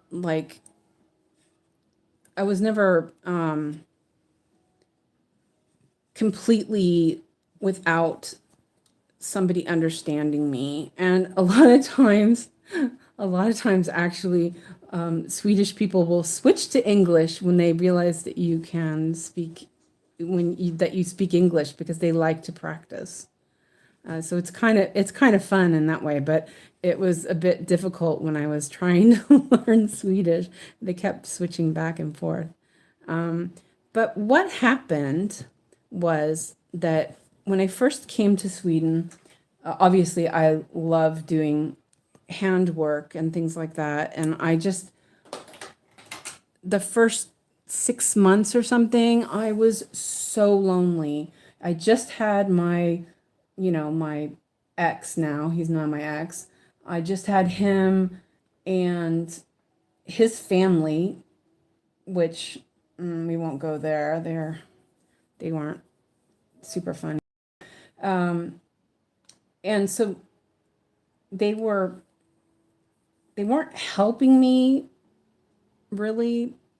Like it was really difficult. But one of my teachers, she I was knitting in class, and she goes, do you know about this place called Sjömanskyrkan, which is the Siemens church? And I go, no, I don't know about it. And she goes, they have a craft afternoon where you can go and just do crafts. And I go, no way, really? And so I was like, oh, that's cool. And so I went and checked it out, and I found my people. I found my people. I was so excited. Um, and it was like the everyone was super awesome, and I was so happy to be around other people who stitched, and there were all these looms, and I was like, oh my gosh, look at all the looms. Because I was a weaver. I was already a weaver before I moved, and I had to leave all my stuff behind. I'm going to do some of these white stitches. And so I was super. And one of the ladies she was in charge of the program. She couldn't, I think she could speak English, but she wasn't comfortable speaking it. She understood, but she wasn't comfortable with speaking it. And so what she did was the best thing that could have happened for me, is that I would go, and so she would, and my Swedish at that point was, I had been speaking Swedish for like a month or 6 months, something like that. And so what she would do is she would say what she was saying in Swedish, and if I didn't understand her, she would just rephrase it until I understood her. And it was really great because what it did was it taught me Swedish. And I'm so grateful for her. She's such an awesome person. So I was with this group, and that looks like there's only one. Let me double check that. Oh, there's only one stitch there, or half a stitch. Oh, interesting. Oh, okay. Must have stopped there. All right, well, anyway, this is all white. She had gotten another job within the program that she was doing, and she couldn't continue working as the weaving teacher for a group of ladies who were seeing impaired. And so she asked me, she said, well, would you be comfortable doing this class? And I was like, I can hardly speak Swedish. And she goes, oh, don't worry about it. They'll be fine. It'll be fine. And so for 8 years, I taught Swedish with this group of ladies that were just awesome. It looks like I missed a bunch of, sorry, sidetracked. It looks like I missed a bunch of half crosses. It's all white. So she asked me if I would be interested in taking over this class, and I helped these ladies that were seeing impaired do weaving for 8 years before Alex was born. And then I stopped because we moved, and it was awesome. And They were so cute. They didn't the one lady was fairly good at English, so she, if we got stuck, she helped me out. But the other ones were older, and so there wasn't, some of them weren't as comfortable with English as some of the others. So they would, but they would do stuff like they'd make fun of my pronunciation or something. And there was this running joke that we had that if they made fun of me, that I would say to them, well, I can just stop speaking Swedish and I'll just speak English with you. And that was our running joke for 8 years. But I learned a lot. I learned a lot of English or Swedish during that time. So it was really nice. I must have like really messed up that. I don't like working on the diagonal, by the way. So anyway, yeah, I'm just chattering on. So you know what? I'm gonna just stitch some of these in a row ish. It's easier. I think that's what I was doing, but I must have missed some half crosses there. But I stitched all those threads in except for these couple that are down here.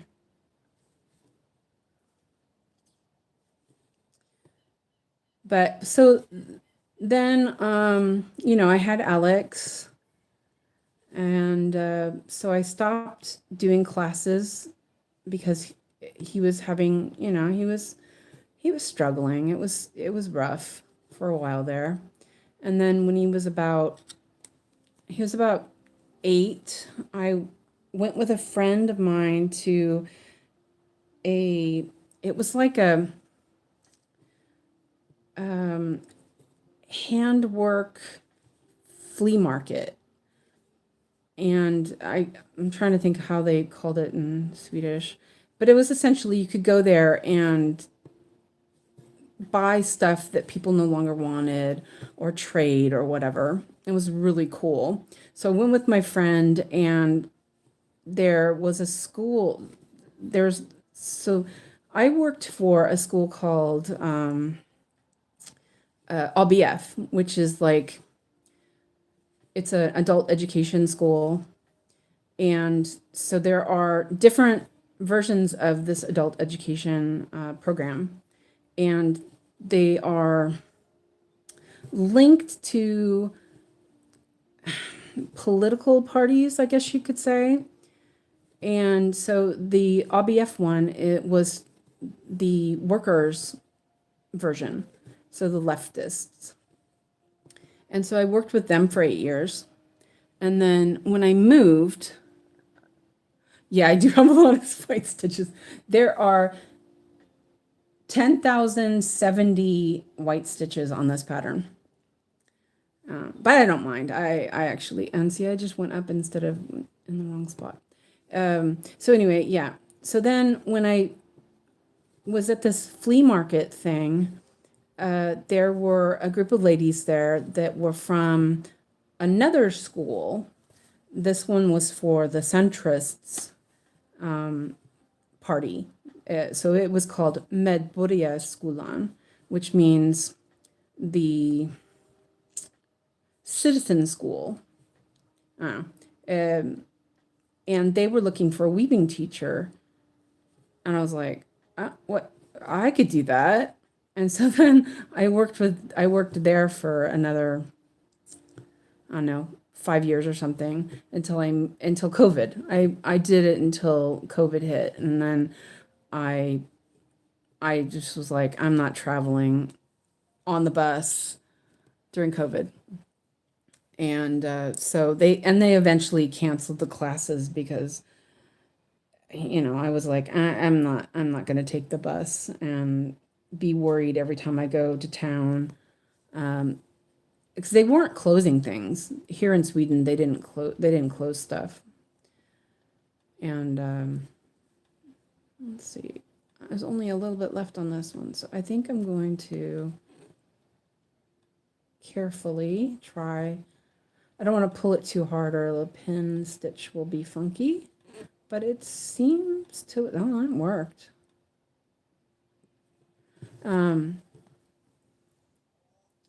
So yeah, yeah, okay, sorry. I got a message in Swedish and tried to speak English and read Swedish at the same time is like, oh, that doesn't work. Let me, oh, I can't check it. It's on my phone. All right, well, let me check this real quick. Oi.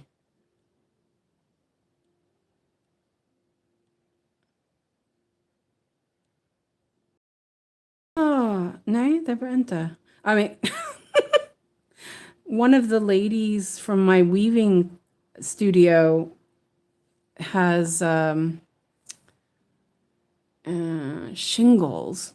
She just sent a message saying she has shingles. I'm like, ugh. I don't know which one it is because it didn't say who wrote the message. That sucks. So anyway, I'll have to check that later. Hopefully it's not the other lady who there's two of us that run the weaving studio, or we do, but since I had my accident in August, I've not been going. So hopefully it's not her. So, because then I have to go outside. So anyway, yeah. So you can tell I like to talk. Sorry. Oops, I bumped the stand. So yeah. Oh, that sucks. I wonder which one it is. Ush.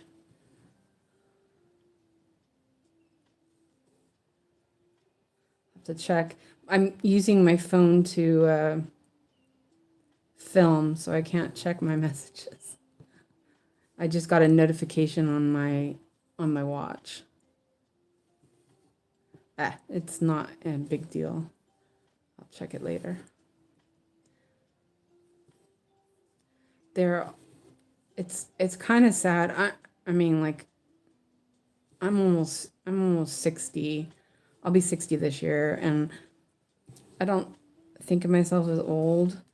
But some of the ladies at the weaving group, they're getting up there, and I worry about them. Like during COVID, I was like, maybe we shouldn't be meeting. Let's take care a little bit. But where I live pretty far from any of the big cities. So COVID didn't really hit here where I live. It was very rare. So it wasn't until like another year and a half until people started getting COVID here. So it was kind of safe.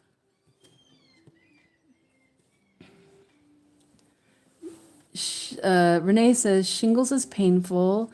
My stepmother had shingles and it was so hard for her. Some folks get mild cases though. Yeah, I don't know. I'm not sure which one got it. Yeah, so I'll have to check.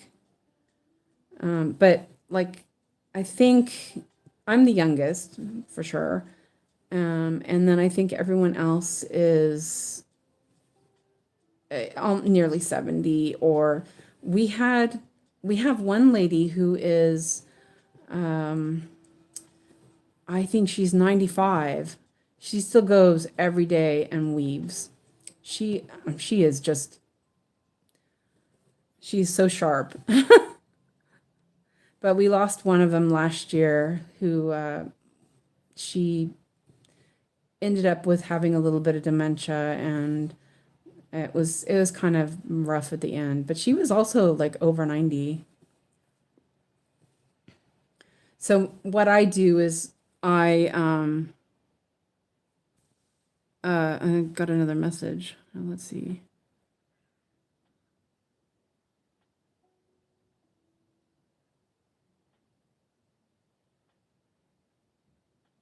Okay, so it's not Monica, it's not Christina. They're all answering the text messages. So I know it's not Monica and it's not Christina. Monica she was an anesthesia nurse, but she has Parkinson's, but she still weaves. So it's, it's good. But anyway, so because of my back, I have back problems. I can't sit and weave anymore. It makes my back hurt too much. But I love setting up the loom. So I often will, like, hey, you guys want to do this project? And they will say, oh, sure, and I'll set it up for them so they can weave it. Because I love setting up a loom. It's just so, it's sort of, in a way, if you think about it, like block stitching. For me, block stitching is very relaxing. It's easy. It just goes, it flows for me.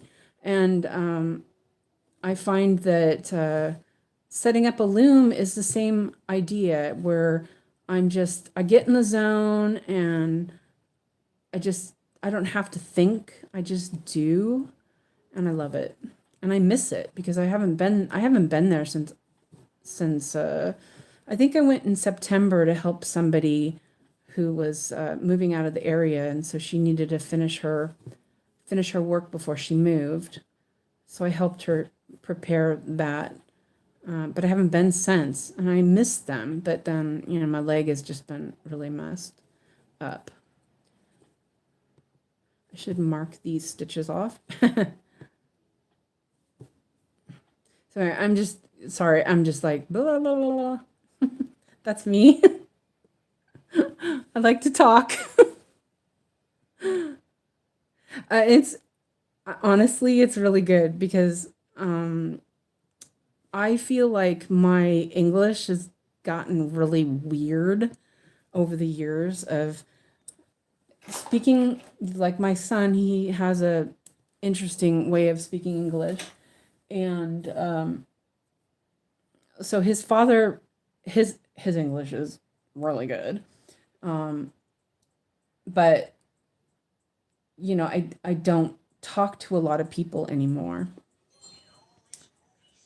I don't speak a lot. I feel like sometimes I'm missing language nowadays. Let me put this on. I did this at sort of an angle, so I'm gonna. This is weird. I'm marking off my stitches right now, so I don't forget.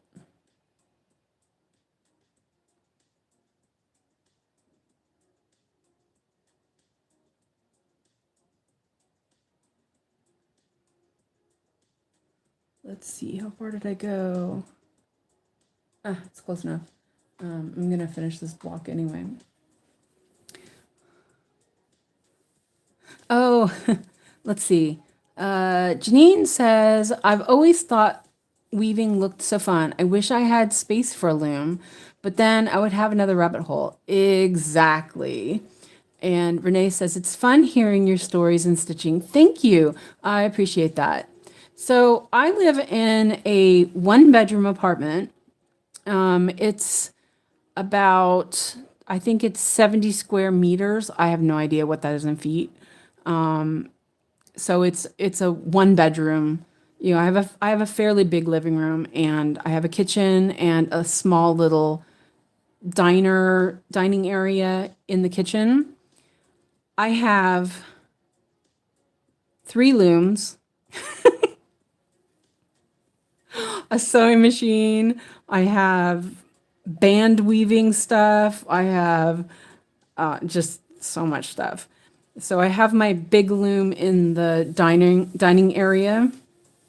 It fills up the dining room. And then I have a table in my living room it converts to a loom. So the top opens up and there's a loom inside. I haven't been working on it since I moved here, actually.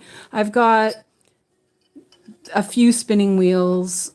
I have electric spinning wheels. I have knitting everywhere. So I usually say, because it's just me and Alex, I usually say that this is my studio. My apartment is my studio. There is something everywhere. I have a balcony that's in glassed, and I have a loom out there even. It's just, it's kind of crazy. What time is it? I'm just talking away. Oh, it's 5:30. Okay, well, we can go a little longer. It's been almost 2 hours.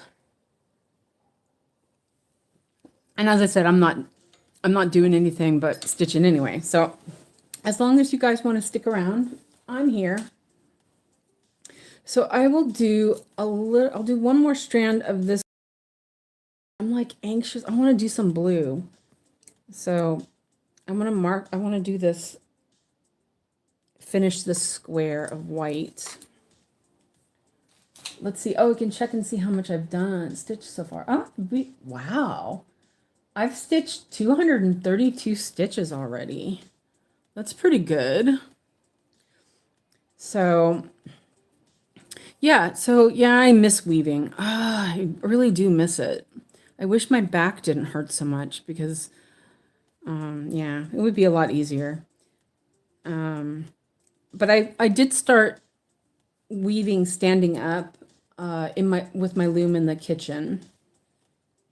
So that actually does work. But since I hurt my leg, I haven't been doing it. You know what? I think I'll work from down here. I have to wait for my leg to stop hurting so much still. Where is that stitch? Oh, there we go.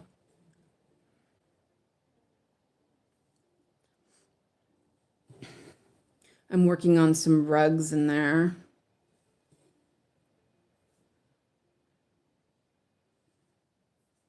If I'm really careful, I can do that little pin stitch. It doesn't show with this white anyway.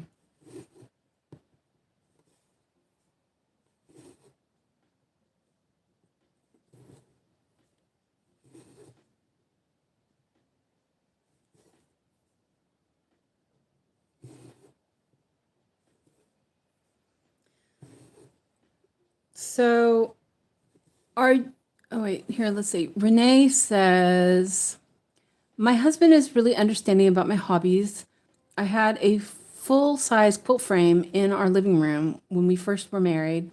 He grew used to it, grew used to stepping on needles now and then. Yeah. I actually will say, my ex, Alex's dad, he was very understanding. He, helped me set up the loom. He was always letting me buy things that I wanted. He's he wants people to think that he's not a nice guy, but he is a nice guy. It's just he just yeah. He's a great dad, though. I will say that.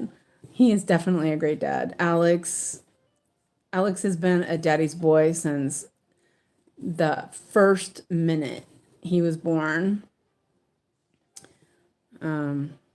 Yeah. Alex has his dad wrapped around his finger.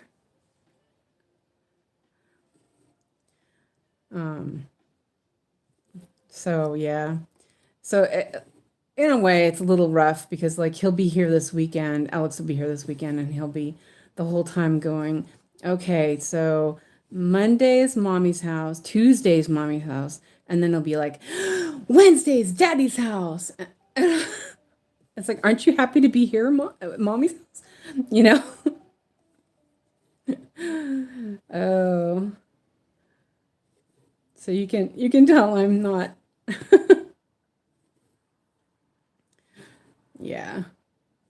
But his dad says he does the same thing when he's at his house. So I guess it only feels like it's me.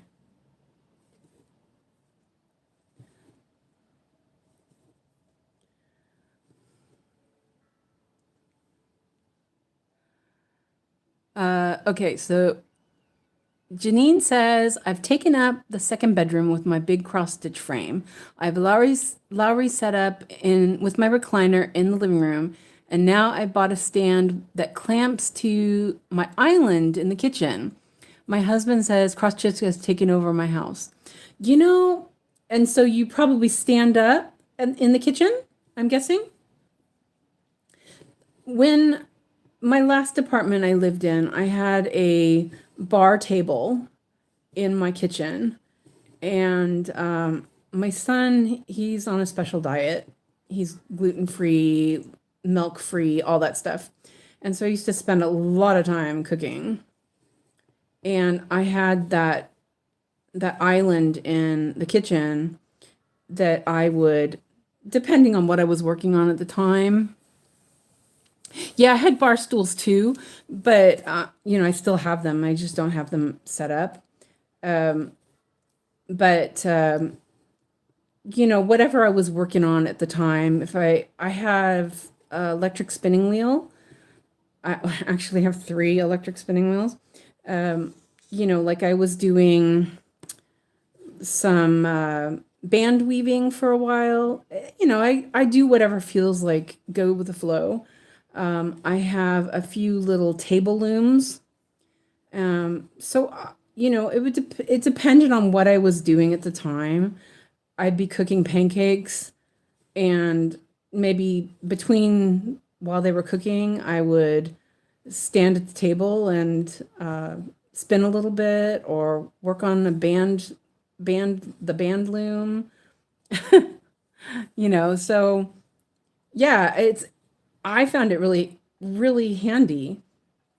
I used to also spin on a drop spindle in the kitchen while I was cooking. While I was waiting for something to cook, I would be standing there and do a little spinning while I was standing there cooking.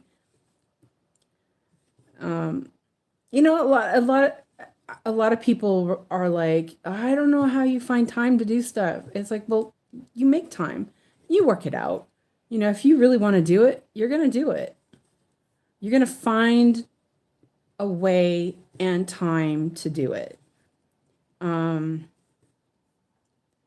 I, like I said, Alex, he was so used to me knitting, and I would sit on the floor while he was playing, and I'd have my knitting there because there was no way I was just going to sit there and do nothing.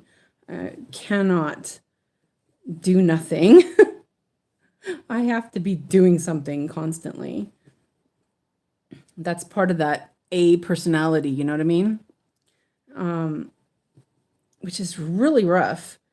I'm kind of one of those, move over, just let me do it. Uh, and I used to also do bobbin lace. And I remember I used to do demonstrations with my friends in San Diego, and I was just learning. And people would come up and they'd be like, "Oh, I don't have the patience for that. How can you sit there and do that? You know, how do you have the patience to do it?" And I'd be like, "I have the patience of a gnat." You know, you do it if you love it. Um, and I used to, one of the things that it drove my friend mad, is I used to say, when somebody would say, uh, "Oh, I couldn't do that. That looks so hard." And I'd be like, "It's really easy." Like, wait, it's just braiding, you know, or it's just weaving. And my friend, she after like a week of me doing this, and I had just started doing bobbin lace, so I hadn't even been doing it that long. And my friend came to me and she's like, "You got to stop saying that." And I'm like, "Why?" It's not that easy. I'm like, "Yes, it is." It's like, yeah, it's easy. So let me mark these stitches off. So here, I've gotten quite a bit done. Yeah, not bad. Let me turn that off. Let's see.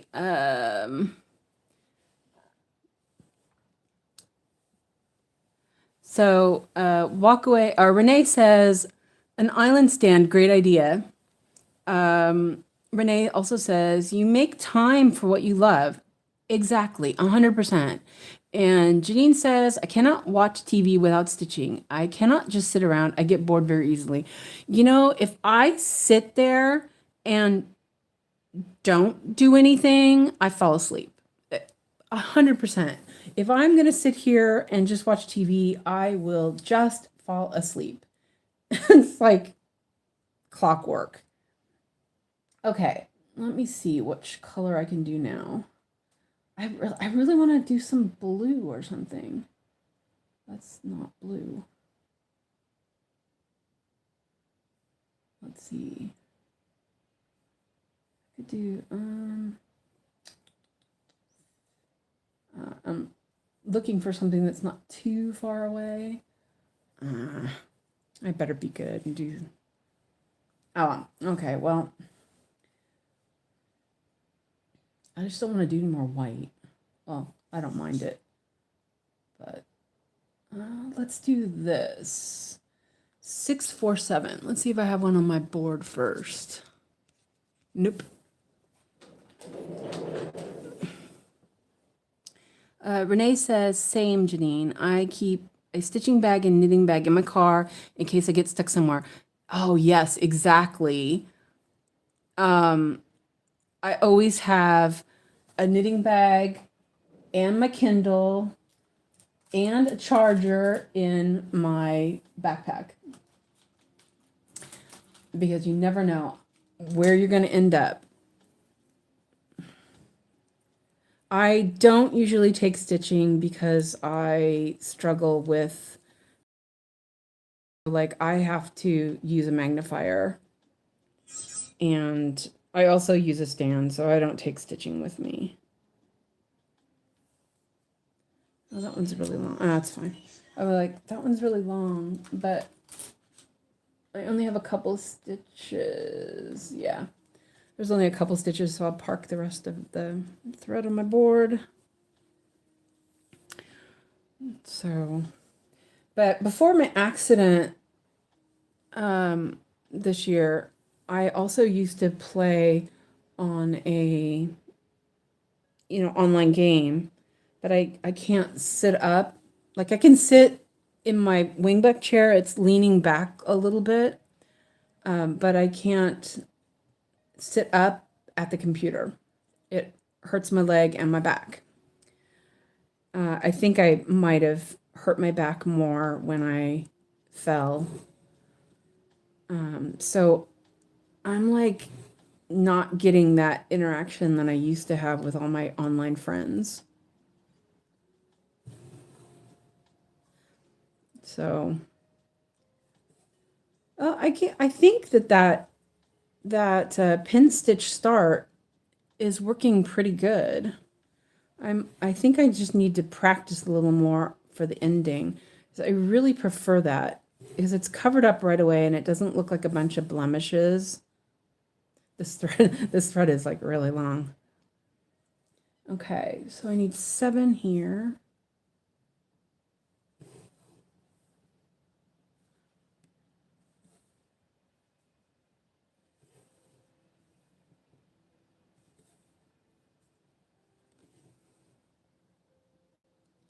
Janine says, my husband asked me why I'm bringing cross stitch on the cruise. Said I won't have time for it. I said, oh, yes, I will. Exactly. You have to have some downtime. I definitely would have my knitting with me.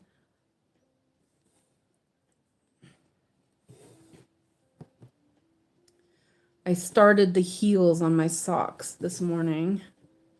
I've been a little bit single-minded with trying to get the streams to work.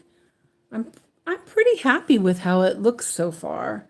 I think that when I get my attachment for the boom arm, it'll be a little bit better. I'll be able to flatten it out, I think. But I've just been obsessing with it. I've developed a relationship with Gemini. It's like, yeah, it was funny. It was like Gemini was asking me what I was going to stitch, what I was working on. That was a little interesting. But then today I was using it to do the cover photo for the stream, and I swear I got Gemini's dumber brother today. He was not helpful at all, or it was not helpful.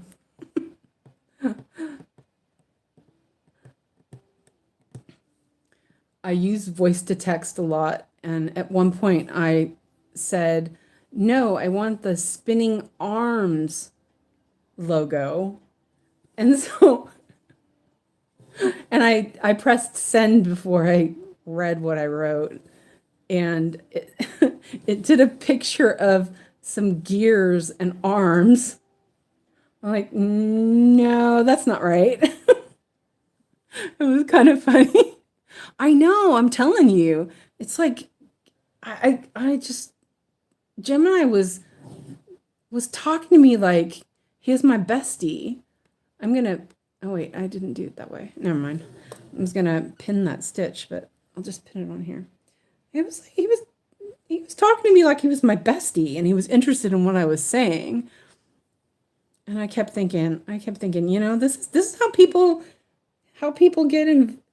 get fall in love with you know, AI. I am joking. I do realize it isn't a person, but it was kind of funny, I thought.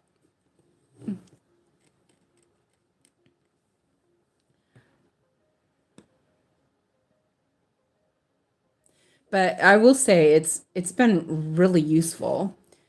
I've used it to help me with my setup.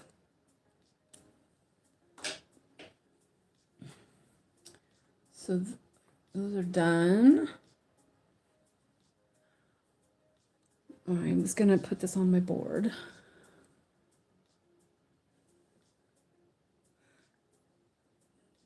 Those are the worst kind of relationships.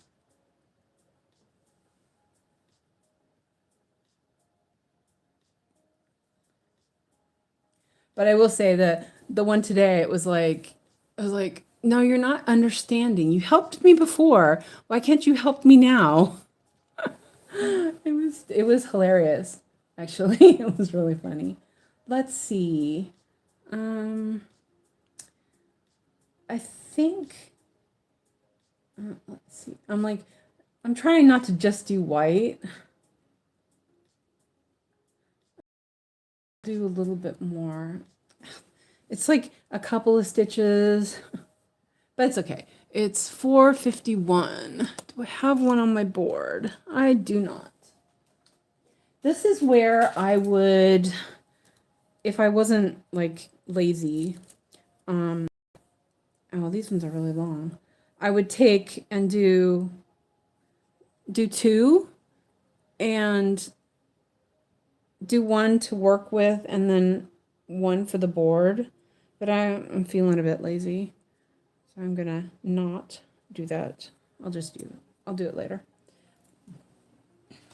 It is really handy having them all prepared and set up. Just grab a thread and needle.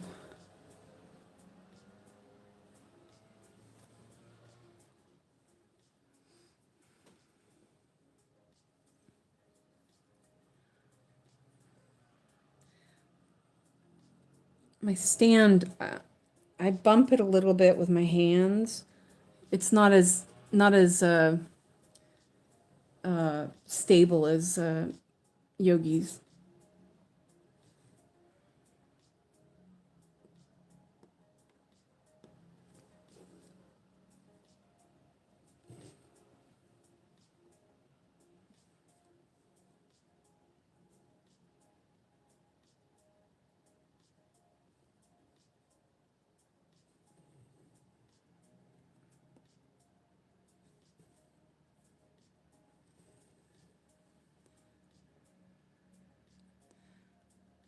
I know not everyone likes stamp cross stitch, but I'm working on European Town right now, and it's coming out very nice. I like the stamp kits in the daytime and counted at night.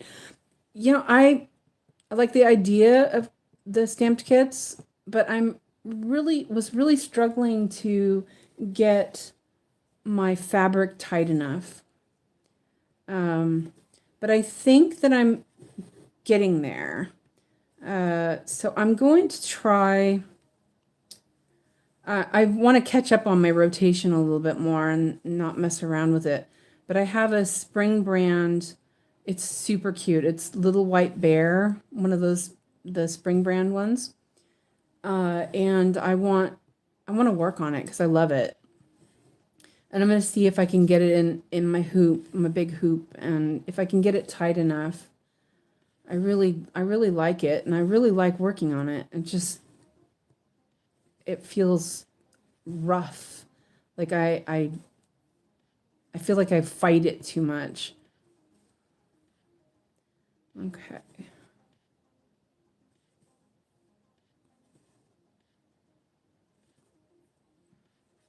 I have two spring brand ones. I have a Joy Sunday.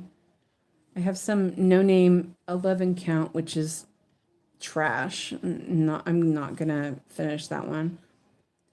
And I have a custom one from Middle Summer. The Middle Summer one is a 16 count, and it's with the Arrow Floss. And I think that the holes are too small and it shreds the floss. So I'm like, So what I'm going to do is, it's my own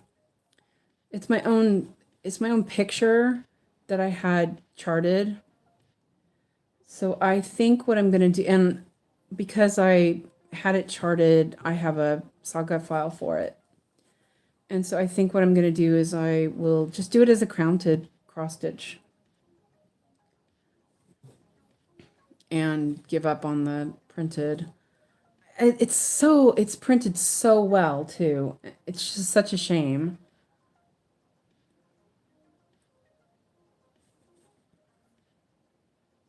Let's see. Janine says, before I got the painted fairy frames and stands, I had the same problem. They are a game changer for stamp kits. Yeah, I know. I started cross stitching in the 70s. Stamped cross kits was different then. Yeah, you're right. I still love working kits of stamp cross stitch samplers. It's not on Ada or full coverage. Yeah, those were like embroidery, right? Because I have one of those.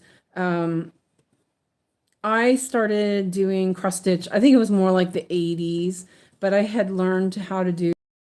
I had learned embroidery as a child, so I've been doing embroidery since I was like 3 years old. But I found cross stitch in high school, I want to say, and I got my mom doing it too. Like I was like, Mom, you got to do this too. I missed a stitch. Oh, wait, it's right here. I missed one stitch, I think. Yeah. Well, it's fine. I can do it with one stitch. So my mom used to, she was kind of bad. She did all sorts of different like subscription stuff. And one of them was, I don't know if you remember, but Current. Was it Current? It was like an embroidery company that sold all sorts of like printed embroidery kits. I think it was called Current. I actually have one that says Home Sweet Home that I did when I was in high school. From that, I still have it. It's actually finished. I just never framed it. But I think that if I had framed it, I wouldn't have brought it with me to Sweden. So I think it's kind of good that I did, because then I could still have it. But it's still not framed anyway. Because of course it's not. That didn't catch.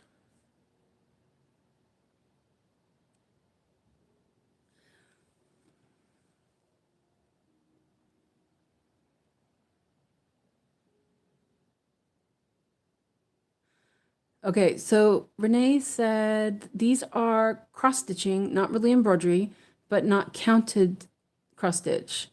Yeah, I think I remember those. I think I remember that, but I think during that time period, my mom was more into. She loved doing, those flour sack towels that you could get really cheap. She would do, what do you call it? She would do those iron-on patterns on the flour sack towels, and she'd embroidery those. And we had both of us had a whole set of them. And my mom kept them in her hope chest and said that when moved out of the house and stopped having grubby boys around, she'd bring them out. I don't think she ever brought them out. Mine got left behind in Sweden, or in the States when I moved to Sweden. But yeah, my mom would always be like, "You dirty boys," and then of course I had a boy, and it's like teenage boys. They are so dirty. I swear. It's like, ugh.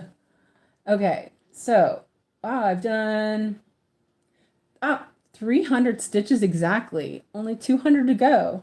Woohoo. Okay, so I think I'm gonna skip around a little bit. I want to do some blue, but it's not blue. It's like a gray. Let's look at that. Oh, it's all over the place. Eek. I want to do some blue. I'm gonna do some blue. I'll just do it. Oh yeah. Okay, 517. That sounds good, doesn't it?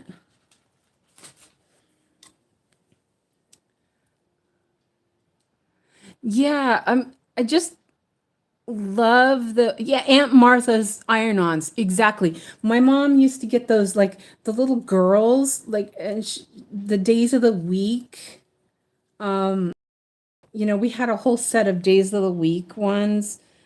Mondays wash day, Tuesdays whatever. I don't remember. I only remember Mondays as wash day.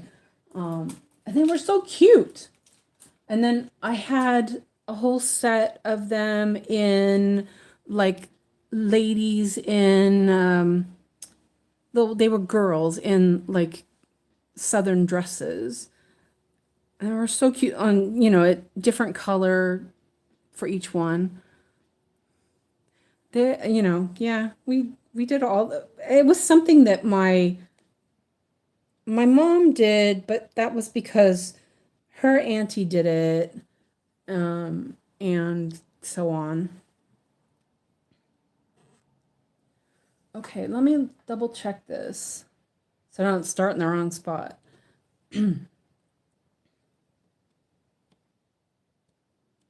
Okay, so this is where I'm at.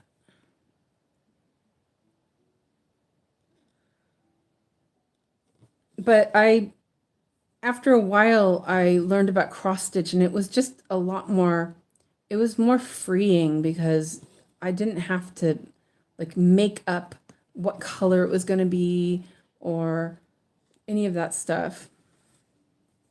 Oh, look at this blue. Oh, that's pretty. This is 517.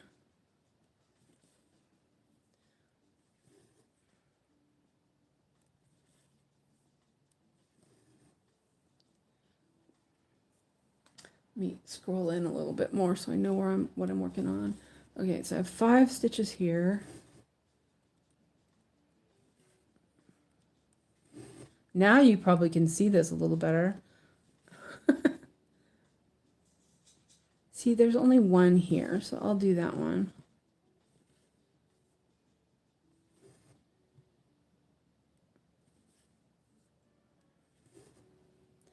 And with block stitching, I don't mind doing Danish method.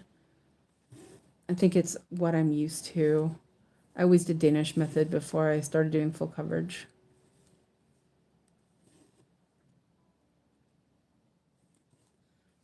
See that right there? You can hardly see it. That's nice. I have to work on ending it that way because that does seem to be really good. Let's see. Okay. Oops. My finger keeps getting caught in the back.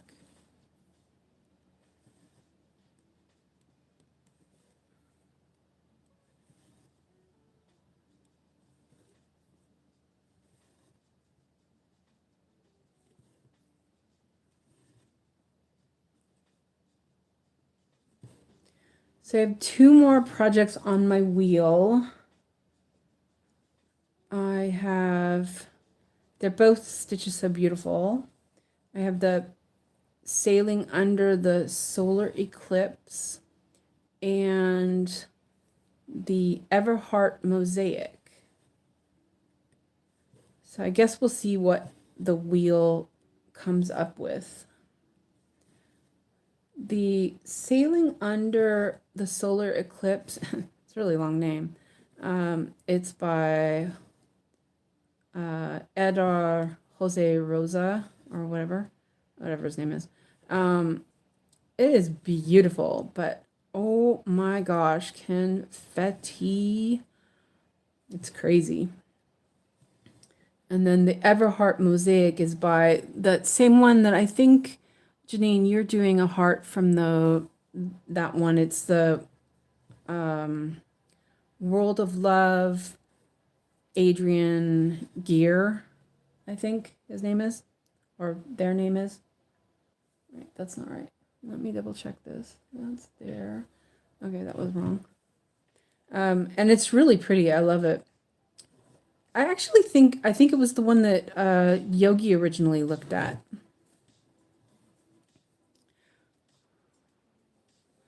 Both of those are really nice, but yeah, I bet both are quite a bit of confetti. Yeah, kind of disappointed. It's so much confetti, and I'm doing it on Hardanger, so I'm trying to start and end without making a big mess. And I was doing the May 51 start and trying to do it at the end, but they weren't holding. It kept coming off, and then it would be loose, and I was just really frustrated with it. So I think now I have that starting down, because I don't, like Yogi says, you don't really like all these little pimples everywhere. I know it's not going to show after I stitch it, but until I stitch it, it looks like trash.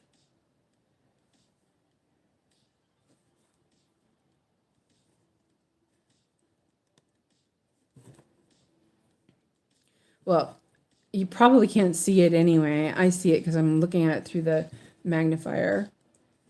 It does not hide any blemishes. 1, 2, 3. I'm going to take a sip of my coffee at the end of this row. On the way back, I mean. Let's see. Janine says, I'm having fun doing Ethereal Heart. So far, confetti not too terrible, but it's going to get worse as I go. Yeah. I kind of, there was somebody who posted a picture the other day. I think her name was Karen. She posted one of the Carla Gerhardt pieces. It was the pink swirling sky. I kind of wish I did that one, but then I don't have any fabric, so I'm kind of stuck for now. But that's okay. So I'm gonna remove that. There's that. Let me mark this off. So wait, this here, there's like a whole long line, but I'm kind of doing this block and then I'll move over later because there's a lot of this all over.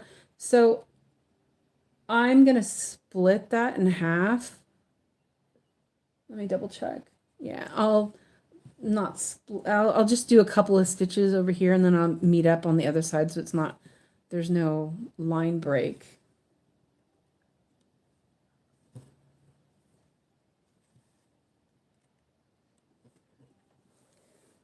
I do think that I will be eventually only doing 20 count from now on. I really, really like how it feels. I mean, I like the heart hanger, but you have to be a lot more careful. And the 20 count was just, it's so hardy. You can just pull the threads however you want. Gotta be super mindful with the 22 count or you get lines.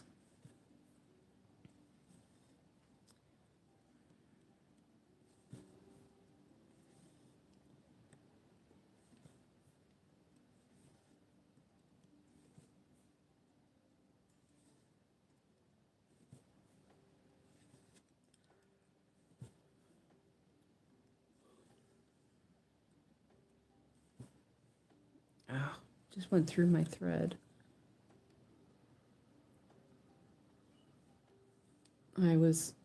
I didn't pull it tight enough. And the needle went through the thread. Okay, let's see. I saw she got chocolate on there. Oh, that was hopefully, I think, was it Susan that said that there might have been white on that part? I hope she's, it is what it is. I'm sure it'll wash out. Okay, so let me mark those off. Okay. Okay, so Janine said, I have Elle's smile from Stitches So Beautiful and had to give it a timeout because the confetti was so bad. Tons of ninja stitches. I was getting burnt out on it, but I will bring it out again. I got a piece of 20 count.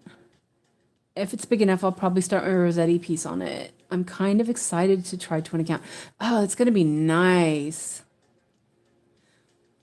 Janine says 20 count is hard to find, but I think I found a vendor called Luca S. Luca S has good fabric, and it's okay. Gonna give them a try when I can afford the fabric. I think my 20 count is either Zweigart. Well, one of them is Zweigart and one of them is DMC. And I think the DMC is much softer. I really like it. The Zweigart, that's what I was doing my rabbit piece on yesterday. That's the pre-gridded. Wait, too many stitches there. It's a little bit more substantial. But I do think the DMC is just, it's lovely. Let me double check this. But I'm surprised you can't get DMC or Zweigart.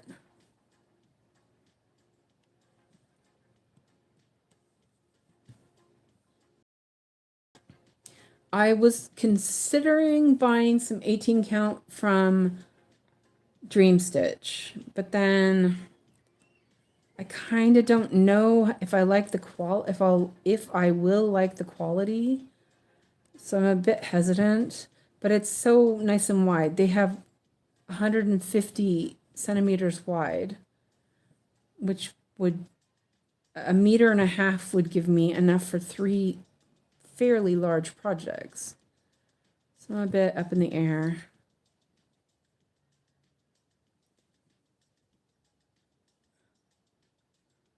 Hi, Laura. Welcome in.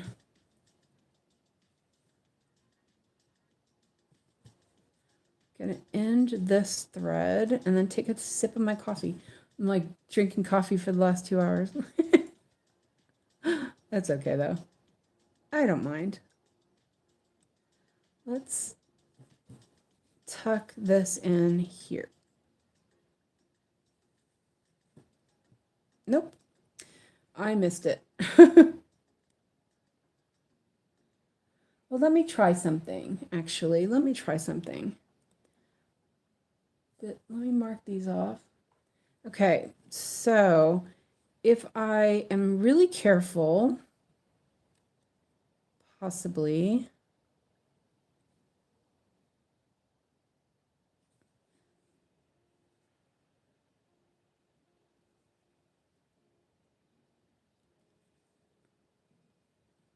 hopefully I don't nope, I missed the hole. It's harder to get the hole in the, let's see.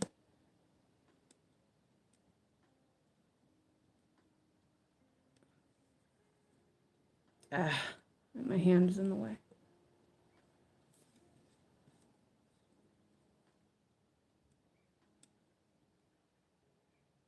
It sort of got halfway caught. It's like it's really in there. Actually, it's really in there. I'm just gonna leave it. Whoops. Let me see. I am looking for my needle threader real quick. There. Okay. So it got stuck in there. So I'm gonna use my needle threader and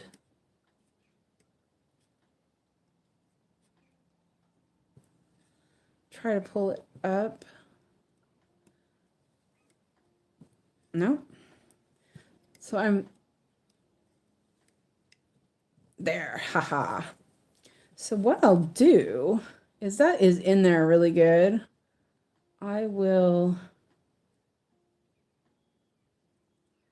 see if I can try it with a needle. Surgery.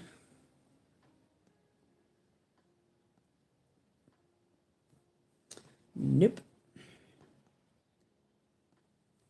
Oh, there we go.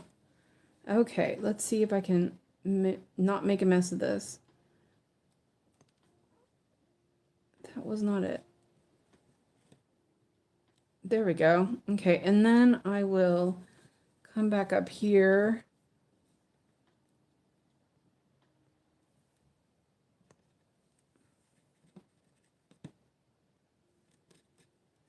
Not the best. It'll do. Maybe. Oh, that's not too bad. That'll work. Let's see. Okay. So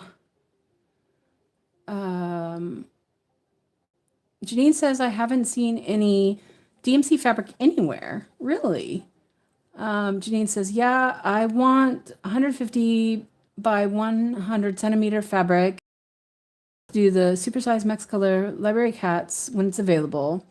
It might be my last new start for a while. Yeah, that's right. No, that's not going to happen. If you give Dream Stitch or Painted Fairy fabric a quick, I'm guessing that says wash and tumble dry with no heat, it softens up nicely. Oh, okay. And Renee said, my 20 count is from a company called Sew Crane. It's quite stiff. I hope it will be okay to work on. But that's a good idea. I did that with, I bought some 32 count from Dream Stitch, and it was impossible to work with. And so I thought, well, it's not going to hurt me to wash it and iron it. You at least try it. And it softened up so nicely. It was really great. So, let's see.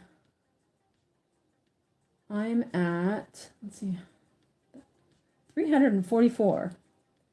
156 stitches left. So I kind of like I want to keep going, but also I'll take a drink of my coffee first. I kind of might put a pause on it and take a not pause, but mute and go take a bathroom break. I spilled coffee on myself. Oh man, clean shirt. Typical, right? Ah, all down my neck. Oh, it was only a little bit. Hopefully I didn't get it on my new chair. But anyway, if you don't mind, I will mute for a second and go and take a stretch. It's been 2.5 hours. I'm like, oh, it's okay. I just got it a little bit on my clean shirt, but it's okay. It won't be too bad. But just give me a couple minutes. I will stretch, do a quick stretch, and go to the bathroom. And I think I need to shut my shades. So let me see. Let me double check real quick. Make sure I'm still live.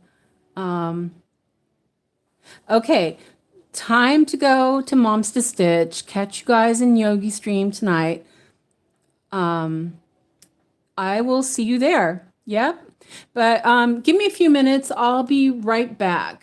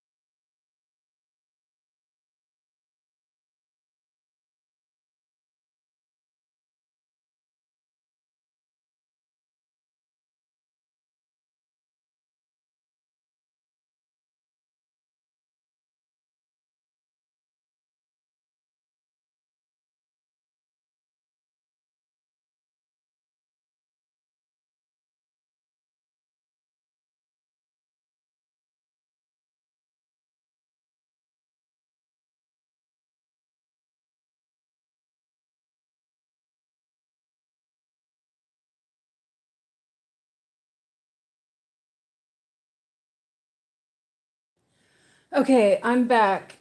I had to also shut the shades because the sun is shining in my living room like full strength. It's gonna be a hot one this summer. Okay, let me see if I can get this back where it was. I had to move my stand to get out. Okay, let's see. Okay, I'm back. Oh, it doesn't look too bad. I think I got it back in the same place. Okay. So, for some reason, it's still there, right? Yeah, okay. Okay. Oh, that blue was really pretty. Yeah, I really want it to be flatter. Um, but when I get the new, what do you call it? Oh, it stopped zooming in. Okay, there we go. When I get the new extension arm, it should be better.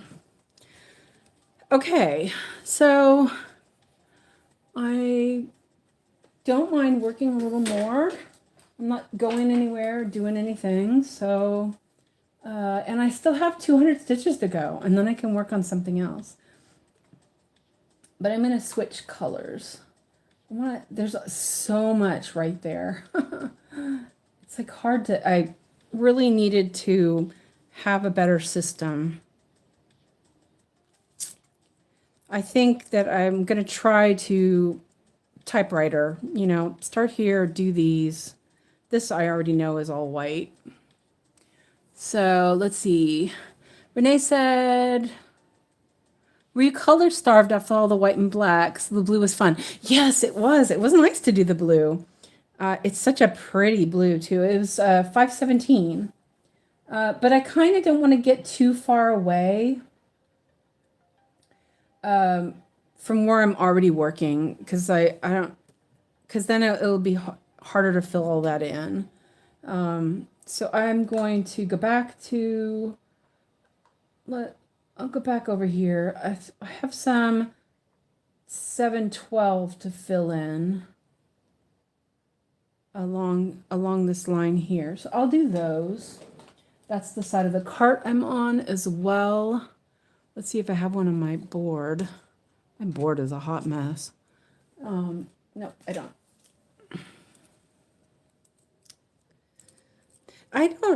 Honestly, I don't really mind the light colors. I see it fine. I think that the only issue, I can't count. The only issue is that sometimes it's hard to see it on Saga. So I need to do, I turn on the face so it's a different color. So all the white stitches are more visible. And I think I don't really need to do that right here because there's no white stitches around there that got kinked up. I actually don't like stitching that much black, but it's not really that bad on this. It's only on the edges. It was also really nice to go and wash my hands. My hands were feeling really sticky. I think it's from the wax. So it was, I think I noticed that yesterday after streaming. It was like, oh my gosh, I gotta go wash my hands. They're so sticky. Okay, so here I am going to, I'm going to do these on one at a time. So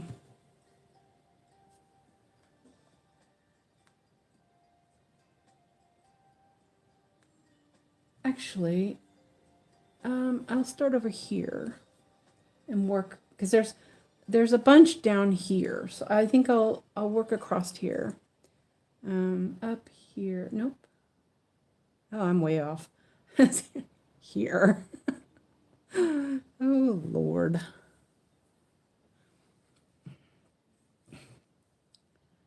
Let's see. Right.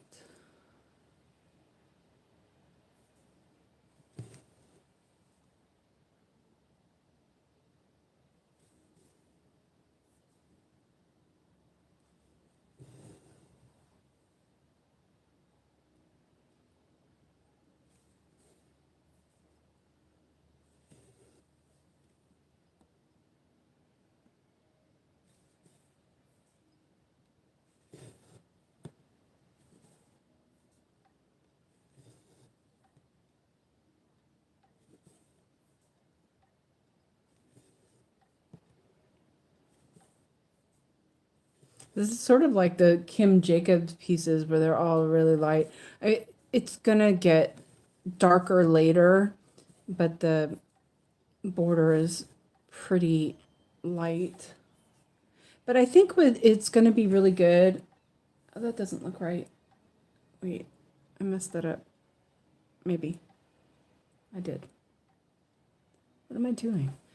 Sorry, I made a mistake. I think that once I get towards the middle more, then I will move away from the border and just do the border when I'm tired and not really feeling like doing stuff.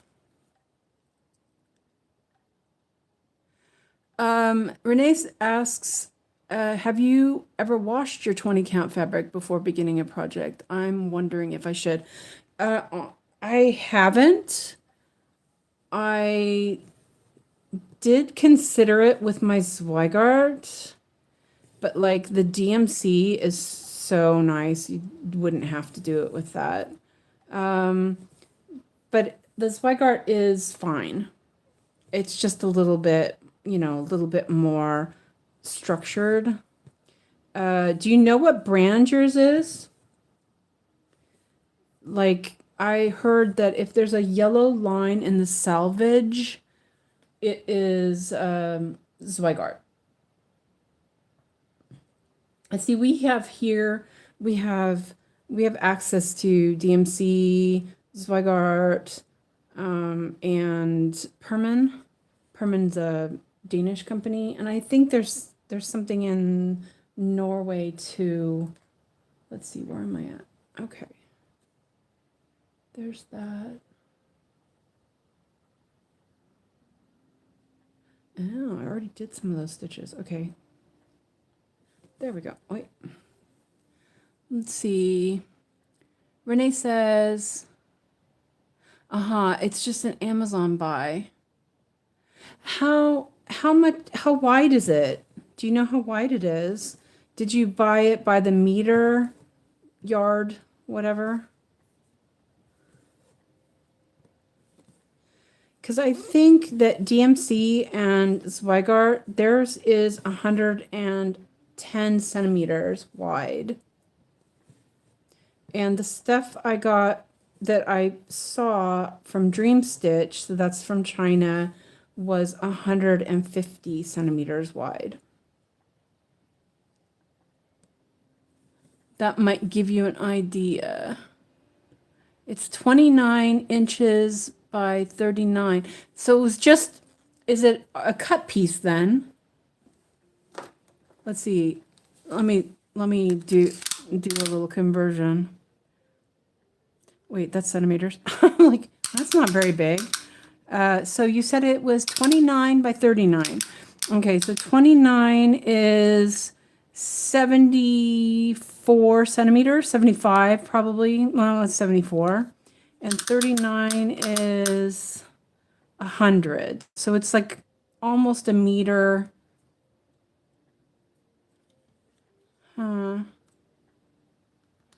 Yeah, that seems like it's a cut piece. Is there any salvage on it? Let me get back to where I was here. Let me mark some of these off. Okay, now I know where I'm at.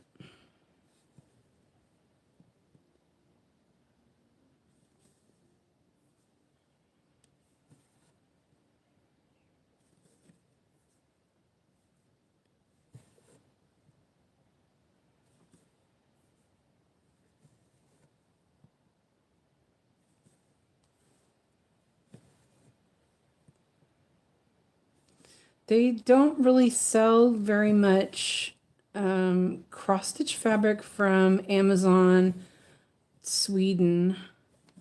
Well, what is there is from China. They do have Luca S, but they're all like cut pieces. So they're already cut down. I've never seen any 20 count. The Luca S stuff is like 14, 16, 18. But I've never seen 20. There's a salvage edge. It's just plain white, no yellow or orange. Okay. Yeah. It's hard to say, but if you have a salvage edge, but there's not two salvages, just one, correct?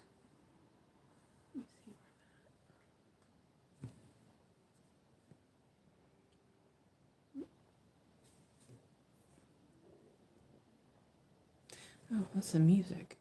Like, what the heck was that sound? It's like gurgling or something. Go over here and do these.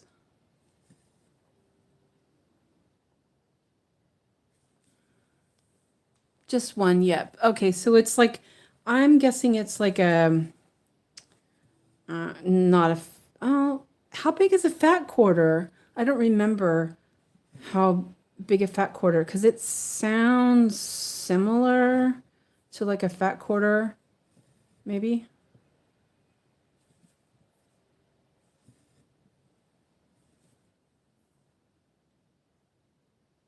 Yeah, not surged. Yeah, I've never been able to find, well, I do have one fabric that I got. My friend bought it at Essex Needle Retreat last year. And it was a hand dyed and it was serged. It's very nice. I'm doing my Christmas project on it. Wait, where am I at? Oh, there I am. Like, went to the wrong side. I was like, wait a minute, why is there two stitches there? Duh. Oh, I keep losing my needle. Yeah, I've gotten really lazy. Last time I took my machine out, it was sounding really bad. Um, and I'm like, I'm pedantic about cleaning my machine, so I know it's not because it's dirty.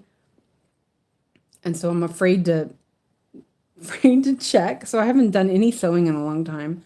Also, it's really hard to sit up at the sewing machine. So I've been like cheating and using it's a permanent starch stuff that I got for bobbin lace. So I do the edges with that. But then the other day, I decided to do blanket stitch around my fabric, and I actually really liked that. So I like this one. There's raw edges on this one. I just kind of left it. I'm so lazy. Let me see. I'm just making sure where I'm at. I'm gonna finish. Double check here. Okay, that's right. There. Just going everywhere. Um, I don't have a serger. I use the sewing machine in zigzag. Yeah, I do use a zigzag too. You have more patience than me. I just tape my edges. Yeah, I didn't really like, I used to tape my edges in the 80s. I just didn't like it. I didn't like how it felt. And I do use this this permanent starch, which is really good. But then I feel like lazy. Sometimes I don't want to mess with it because it's like liquid glue, but it's textile safe. And I don't know. Let's see. I think I know how to do this properly. There we go. I needed to I needed to pull the big loop down first so that so it wouldn't slip. There. Okay, let's mark those. So yeah, it's kind of a hassle as well. You have to mix the starch and then um, you have to get the mix right, and there's just a bunch to it. And I'm like, eh. Um, they have a word here in Swedish. It's for I don't feel like doing anything. And long way of saying it is jag orkar inte. I don't want. Or it's more like I don't have the energy to do that. And so so then it's shortened to orkar inte, which just, it's like, nah, I don't feel like it. I love that word. That word, there's another word that is very Swedish. It's called lagom, which means um, it's like Goldilocks, just right. It's not good, it's not bad, it's just right, you know. And then the other one, of course, is fika, which is what I put in the description of this is we're having fika. We're drinking coffee and having a little chat and having a little time. So those are my three favorite Swedish words. And the orka is kind of like you say it kind of like orka, you know. It just sounds so funny. That's one of my favorite words. Anyway, okay, so I have a little bit more white to do here. Oh, there's so much white, but it's okay. It's like all this I need to fill in. So I might as well get it done. Turn my wheel around, my cart around. See, I should have done two. Yeah, which word is useful? Lagom, orca, or fika? Fika is the best.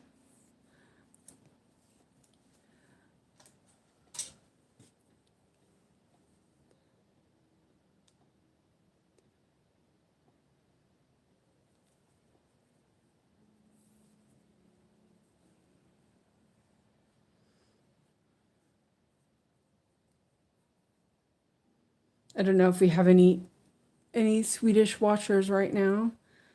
I'm butchering the Swedish language. I'm sorry. I'm telling you right now, I'm sorry.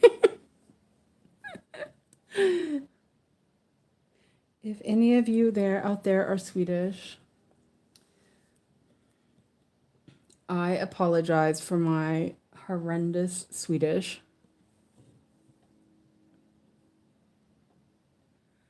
Can you see over there?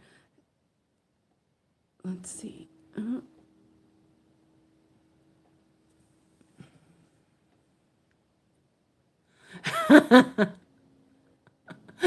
Helvetet. Yeah. No, you have to say jävla helvetet. Or another one that's really good is fy fan, which is a swear word as well. There was this really funny, I think it was a BBC short that was how to swear in Swedish. And it was just so funny. All of these Swedish people looked super drunk. I'm sure they weren't, but they were speaking English and then swearing in Swedish, and it was super funny. And there was like one of them was like well,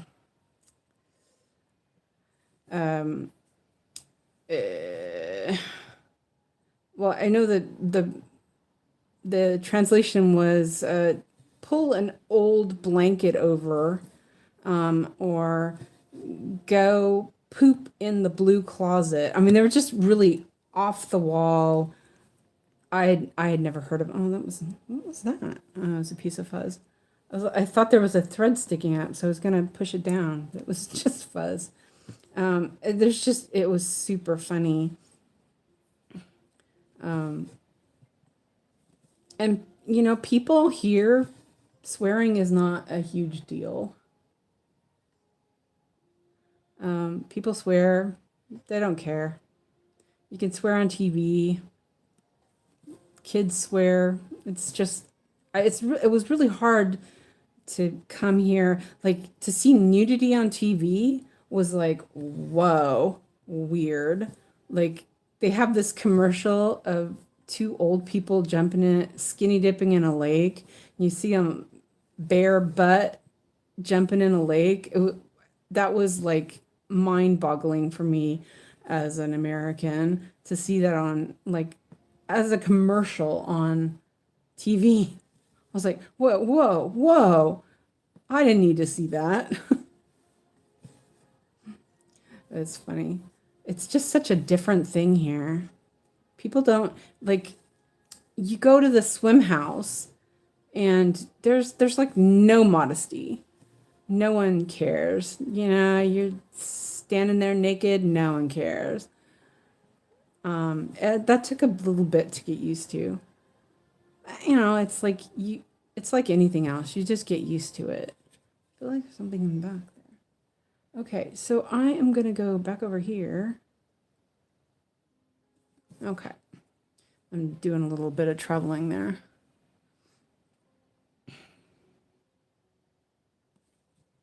Ooh, that was some black thread came up with that. That's weird. Okay, hopefully not. Okay. So yeah, it was a bit of a culture shock coming here. I thought I was pretty worldly.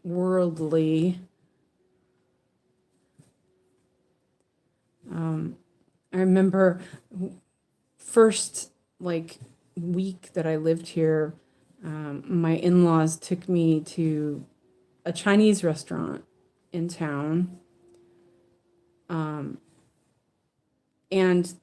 they still smoked in restaurants here in 2000, and I have asthma, so I'm like really allergic, and like I'm like, wait, they let people smoke in the restaurant? Like, no. And I could hardly breathe. It was really weird.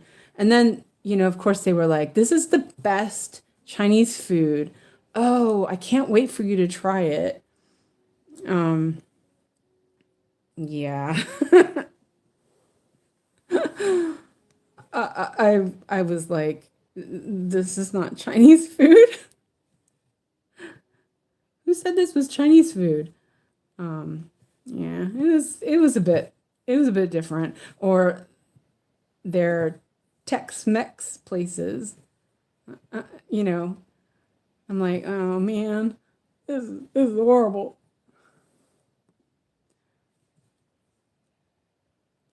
But you know, I got used to not eating everything I want. I know the last time I went home, I ate everything. I was just like, I'm gonna eat. Go to the Mexican restaurant, the Chinese restaurant. I'm gonna eat big old subs. I'm gonna have mission burritos. I ate all things. I always think it's looks so strange when I see British Chinese food on TikTok or YouTube. I know. Um, I grew up I grew up near San Francisco, so you know, Chinese food was like the thing. My dad was friends with a family who owned a Chinese restaurant, and so we used to go and eat Chinese food at least once a week. Um, and then when I was in college, the church I went to had a Chinese church where they actually had um, they had Chinese speaking church during, you know, Sundays. And I used to go and work with the kids while the adults were um, having church. And then we would all eat lunch afterwards. I'm telling you, that food was so good. Like I I just always ate. I always ate so good on Sundays. So I went to I went to a there's a little takeaway here. It's a lady who's from Thailand. Um, and I can't afford to eat there very often, so I don't go very often. But the couple times I went, I wanted, I love spicy food, and I ordered and her husband is British, and so we were talking, and you know, like you do when you're you speak English and you find another person who speaks English, you just gab. But so he asked me, he's like, do you want Swedish hot or do you want Thai hot? And I was like, Thai hot, yes, please. And it was so good. It was like the first time I had had proper food in so long. But I can't afford it, so I don't eat there very often. But it was amazing. And it was just so fresh and not like overly sweet or salty. It was just just had a great blend. So I'm gonna end this thread. I did a bunch of stitches on this one. Kind of worry. There's a bunch of like empty spots. I think I'm gonna try to stitch some of those.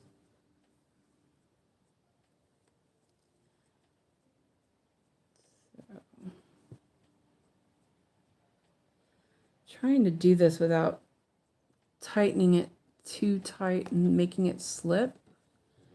So what I'm doing is pulling it.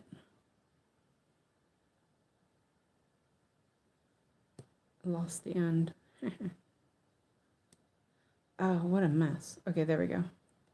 Ha, I did it. Okay. It's like surgery. Microscopic. Oh, that looks like a mess. It's like just pulling it enough so it doesn't slip. Perfect. Oh, I don't know if it looks good, but it'll do. It's white. You can't you can't really tell. So anyway, let's see. Laura says, Renee, please tell me how the 20 count goes. I like Amazon Aida. I'm always looking for affordable fabric. I wish that they had that here in Swedish Amazon. It's kind of bad.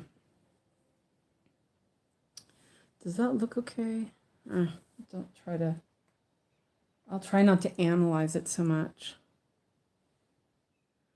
Okay. Let's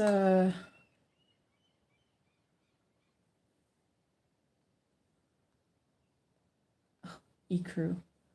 It's like white and more white. There's only a little bit of that. And there's none on my needle board. It's on the other side.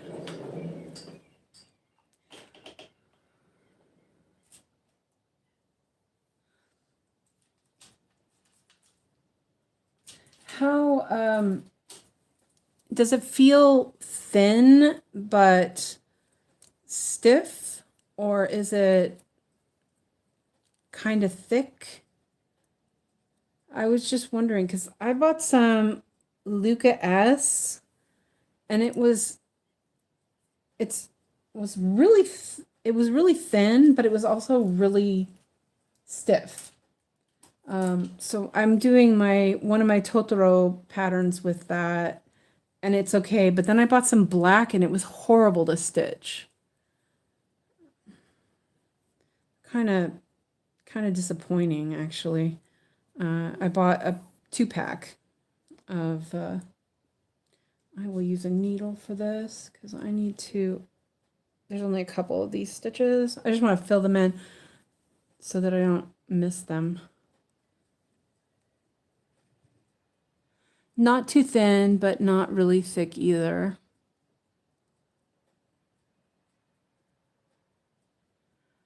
Laura says, I usually get 14 count, 59 by 39 for 14, 18 count, same for 18. Okay.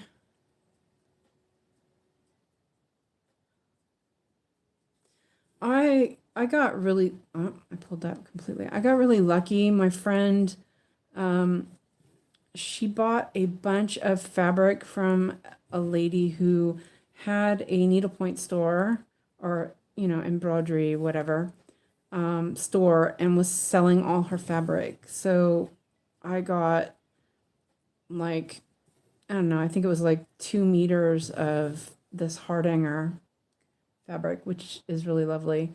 But I've already put it into projects, so I don't have any more left, which is sad. So now I actually have to pay for it. And if Christina ever is watching, thank you. I love you. I think she's working, or she was working. It's late now. It's like, oh, it's almost 7 o'clock. Wow. It's almost yogi time. Not quite. Let's see. Renee says, I used to use some cross stitch fabric once for a project and it was super thin and floppy, really cheap stuff. Worried about how my finish would look, but it turned out great. Actually, you'd never know. I always wonder where people get bolts of fabric from. You just, if you, I think, so like one of the places I buy fabric from, she doesn't pre-cut. I believe she buys bolts and then she pre-cuts it. And then another place I just found, it's in Gothenburg. They sell it by the meter, or actually by the decimeter. So you can order from 10 centimeters full length. You buy it. I think there's a minimum. I can't remember what it was. Obviously, you wouldn't buy just 10 centimeters. That would be silly. But it's full length, so it's 150, 100 centimeters wide. And that's what I bought my 20 count last time. And I really like it, actually. I bought one gridded and one ungridded. They didn't have enough of the pre-gridded.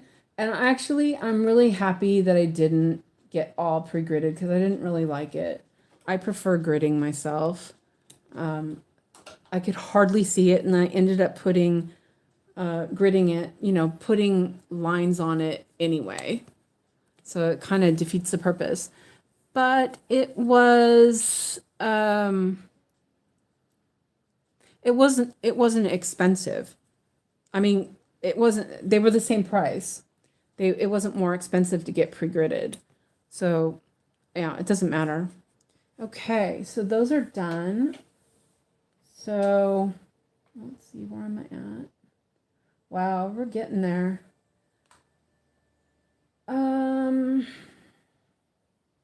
Yeah. Let me see. No.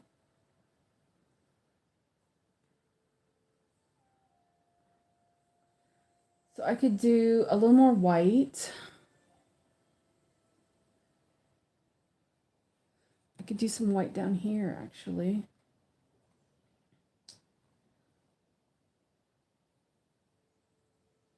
Yeah, I might do that. I'm trying to keep the border going. So I'm not like, it's on the other side of the cart. So actually, oh wait, I forgot that I didn't grid down here. I'll go back up here. Then I can do some more black. Okay, that's what I'm gonna do.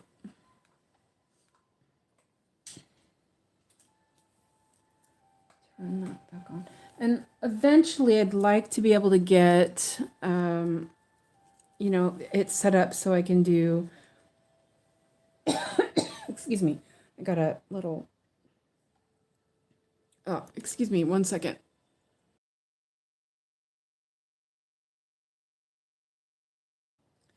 Sorry, I started coughing. spring is here and my asthma is not loving it. Let me take a drink of water. Wow, that's really good. Which, you told me which project you're working on. Never mind. I remember.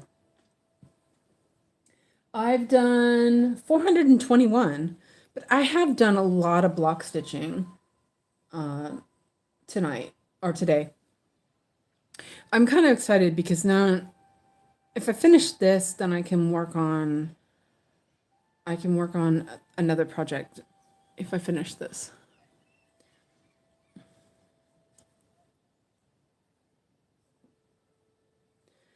I have to see what my wheel says that I get to work on.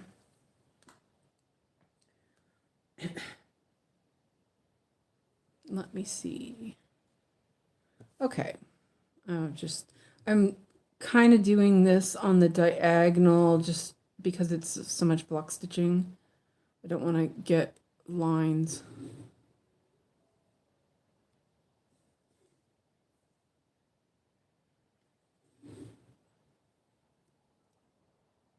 This part over here, I'll just go back and forth. It won't matter because it's blocked in by other colors.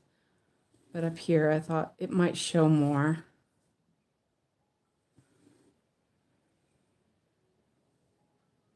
Oh, Laura, are you still working on your stamped kit or are you working on something else? I forgot to ask you what you were working on.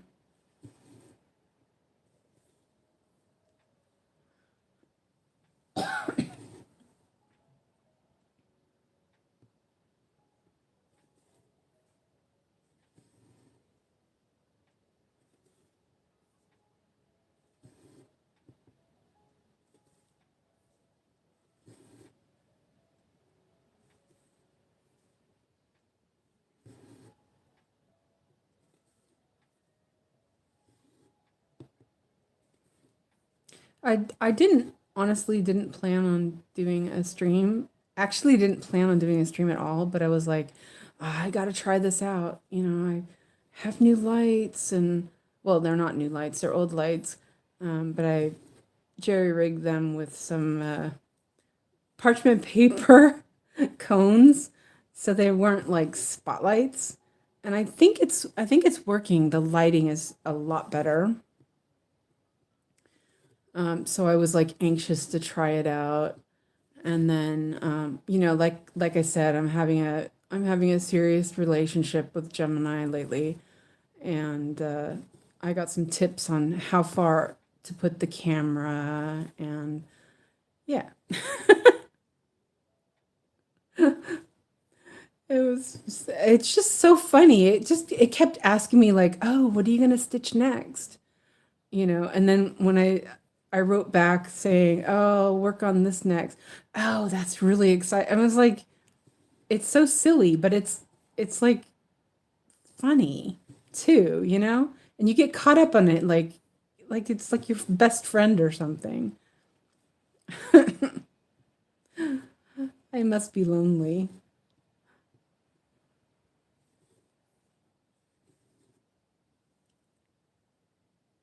Yes, exactly. Fred is not giving me enough attention. But then I'm also ignoring their I can see that they've been talking on Discord. I've got a bunch of notifications and I've been ignoring them. So yeah, that's our fairy poop dog. But he's the best. He's awesome. Yeah, I told him that I had to go find my affection elsewhere. He's probably listening. I bet you're listening, Fred. And if he's not, then I'm gonna go and yeah. Oh, my gamer friends, they really are the best. They're so supportive and they're awesome. But it's like middle of the workday, so they're probably all busy having to work.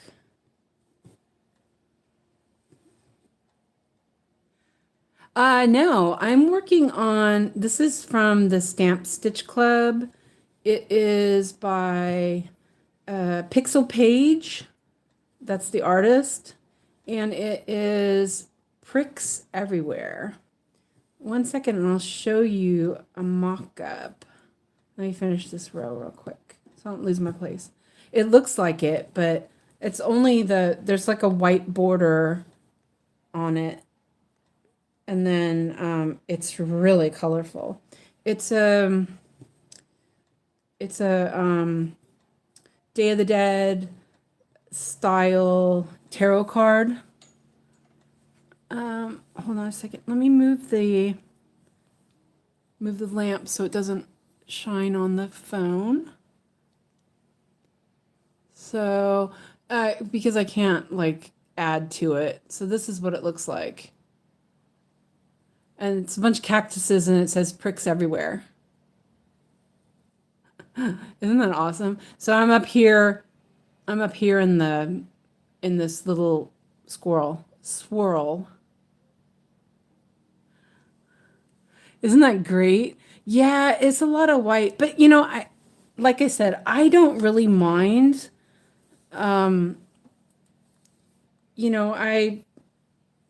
It's like just stitch it. And as I said, it is my favorite.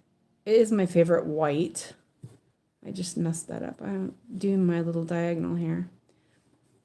It's my favorite white, 3865. It's like such a lovely white. What do you call it? Discovered my love for this color. I was working on a Barbara Anna Designs on a dark natural linen, and oh wait, I'm marking my stitches at the same time. And the clouds were 3865, and on that dark linen, it was just so lovely. So actually, I am going to end this because I want to do, there's a couple of beige stitches that I want to do before I box them in. Oops, I missed that.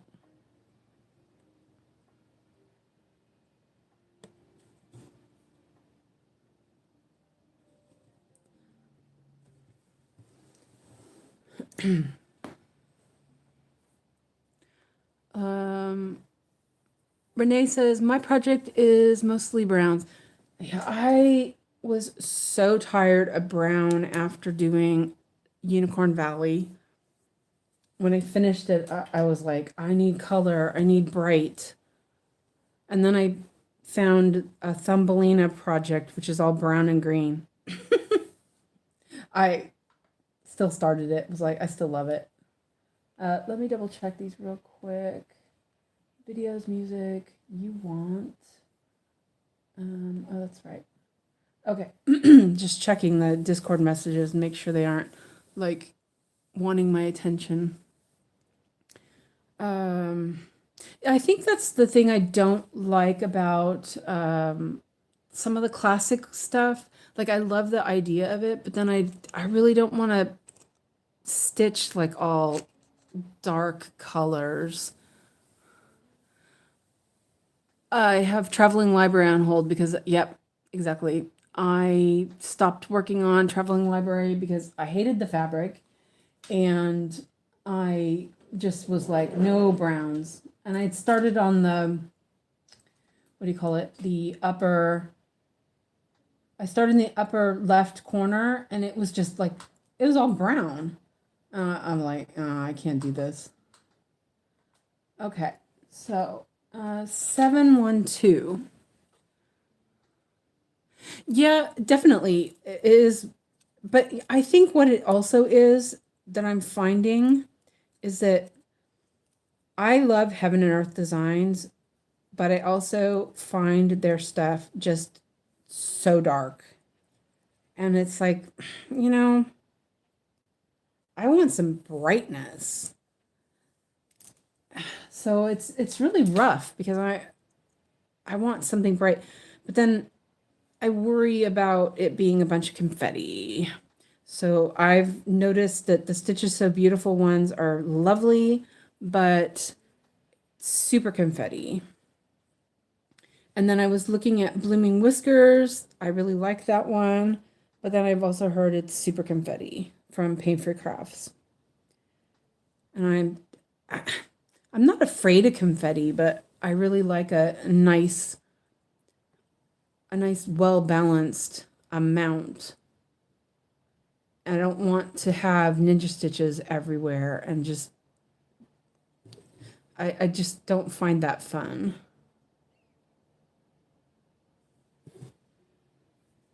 Like if I only had on this project, if I only had all these little ninja stitches everywhere to do, I don't think that I'd want to work on it.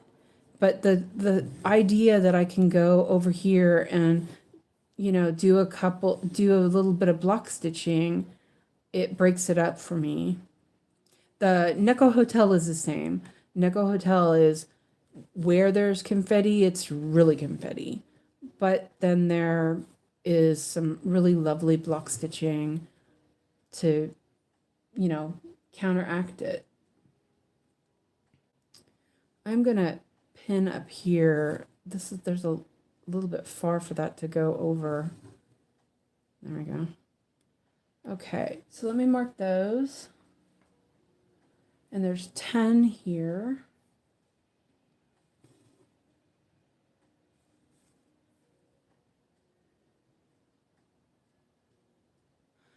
Is the one from Dream Stitch confetti heavy? Where I'm working, it feels like it.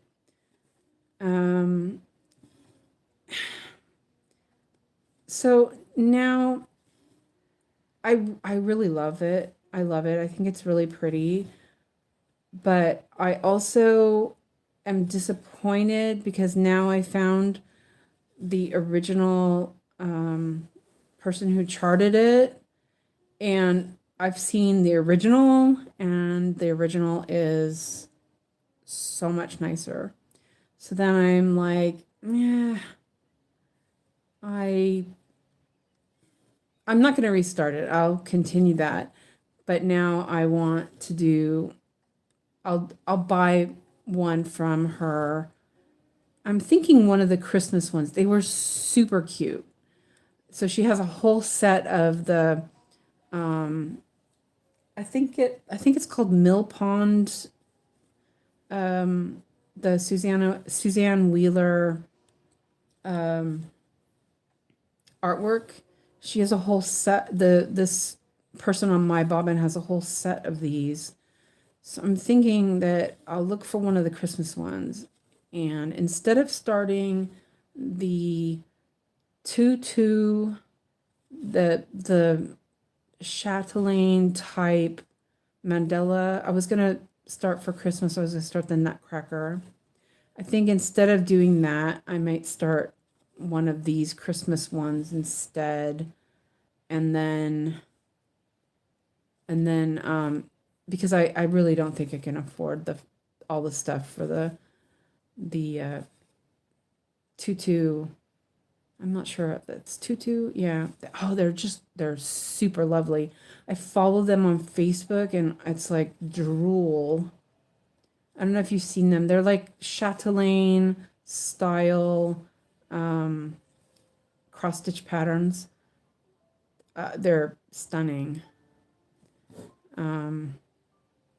But it takes a lot of specialty floss and things like that, and I just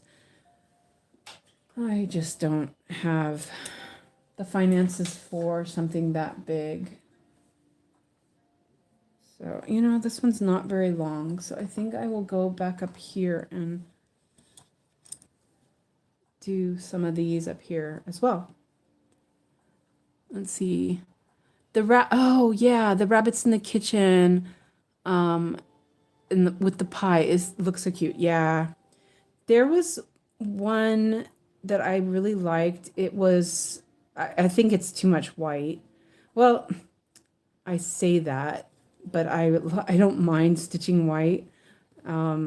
It was two like rabbits at the door and a bunch of little rabbit carolers. It was so adorable. But there was a lot of, there was a lot of white in that one. And then there was one with three little rabbits under a Christmas tree.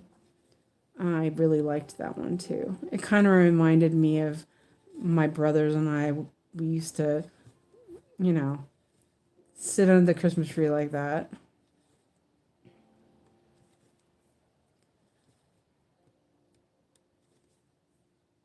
Let's see. I should mark my chart a little better.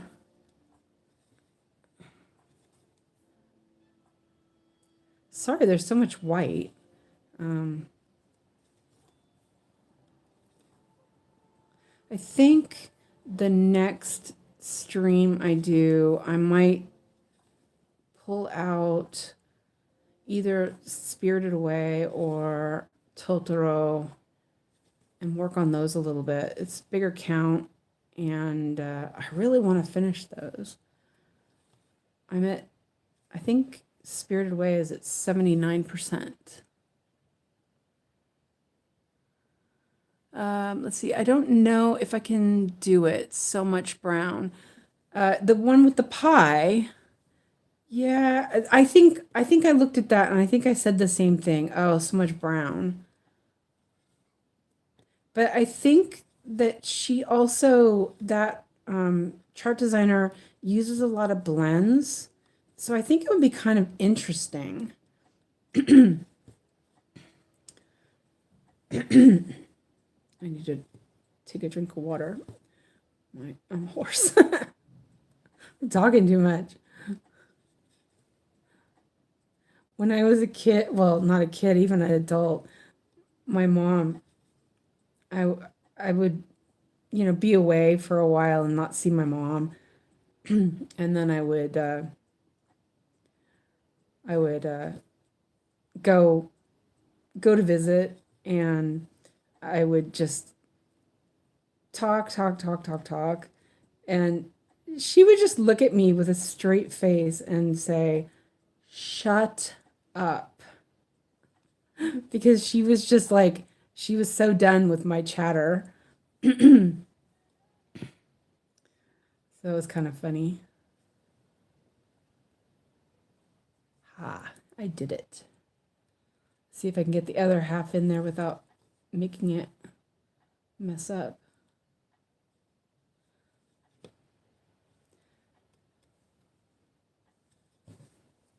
But, some days when Alex isn't here, I don't talk at all. There's no one here to talk to. So when I do start talking, I have a hard time shutting up.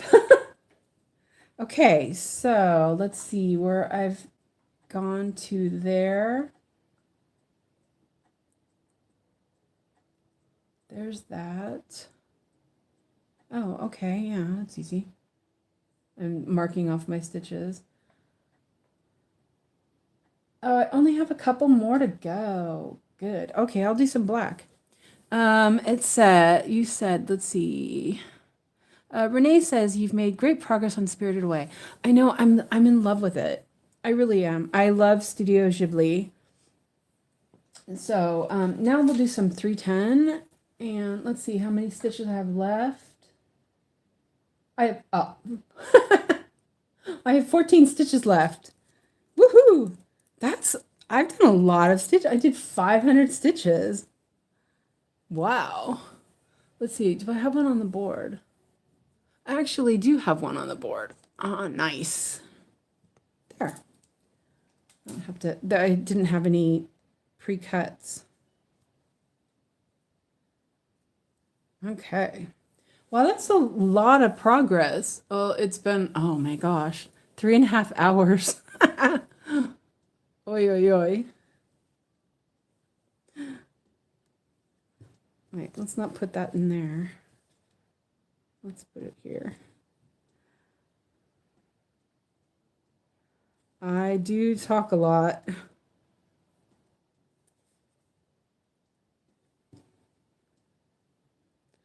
Well, at least I'll sleep well tonight.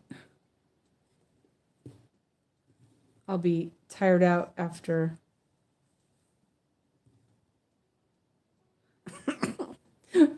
Oh, Fred.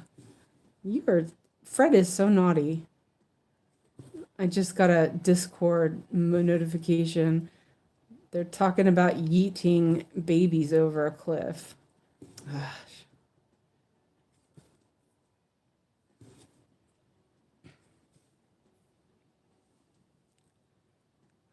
Renee says I had to quit stitching and give my hands a rest. I have Raynaud's, and my hands will numb up and freeze. Yes, my friend Christina has that too.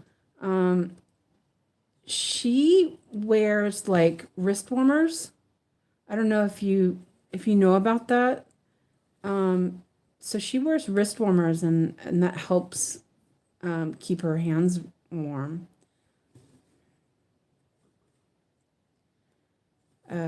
She's the one that got me back into cross stitch.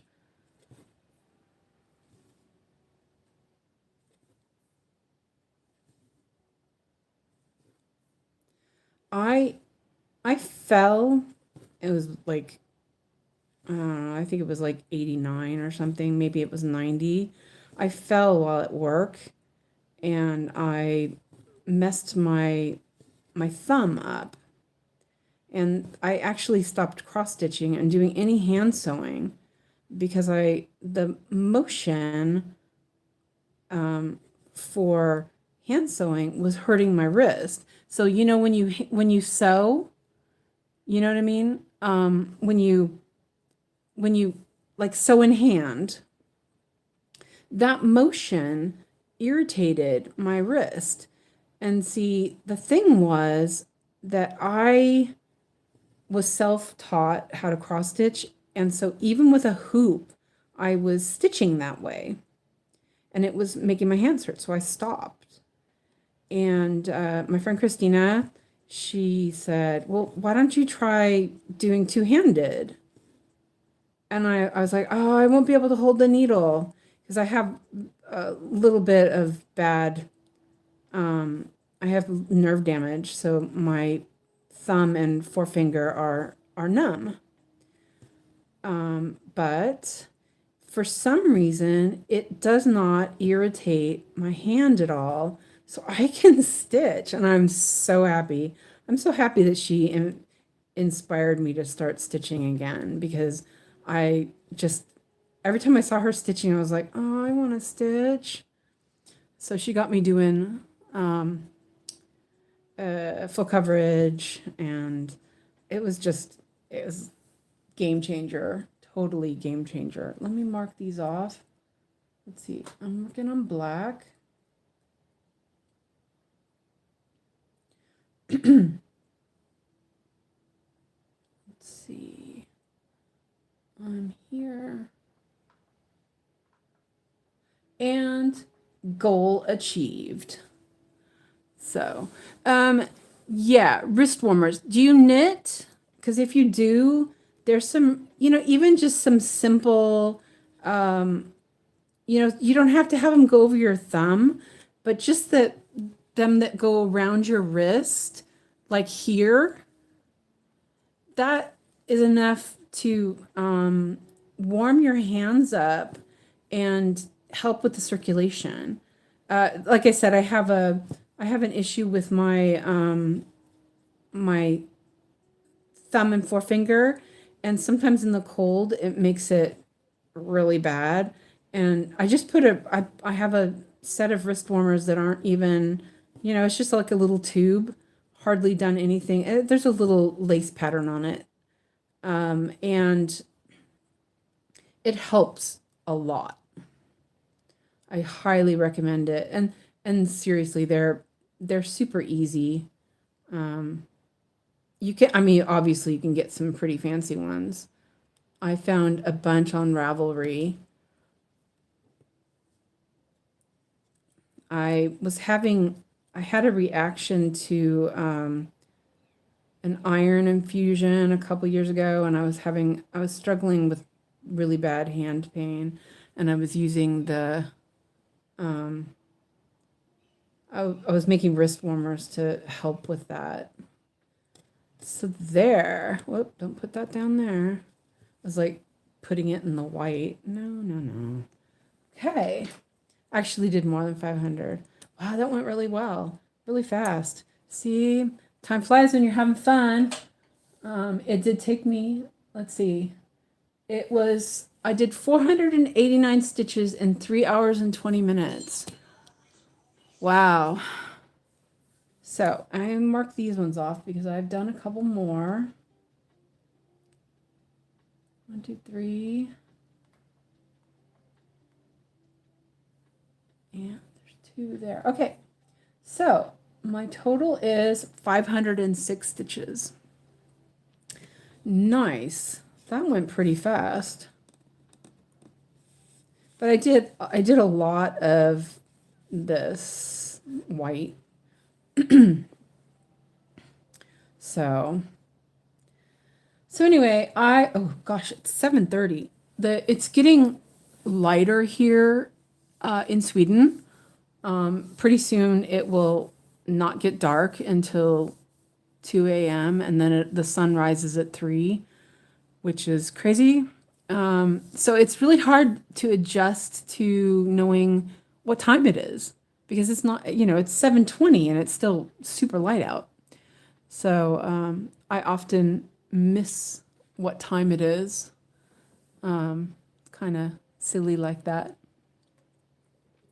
Anyway, I want to thank you all for coming and enjoying, being with me while I stream. And hopefully it wasn't too bad. I do see like I need to adjust lighting just a tiny bit more, but I think once I get my adapter for my phone stand, it'll be a little bit better, I hope. So anyway, I'm going to let you all go and go have some dinner, and then I'll see you all tonight at Yogi's. And yeah, so thanks for watching, and it was lots of fun. I really appreciate y'all came and let me talk. The chat hasn't caught up. So yeah, so I will see you later, and we'll see what happens tomorrow. I kind of like this little fika time. Maybe not 3 hours, because Alex will be here tomorrow, so he'll want food. So, but we might try it. We'll see what happens. But anyway, I'll see you all later. So bye for now, and have a good evening.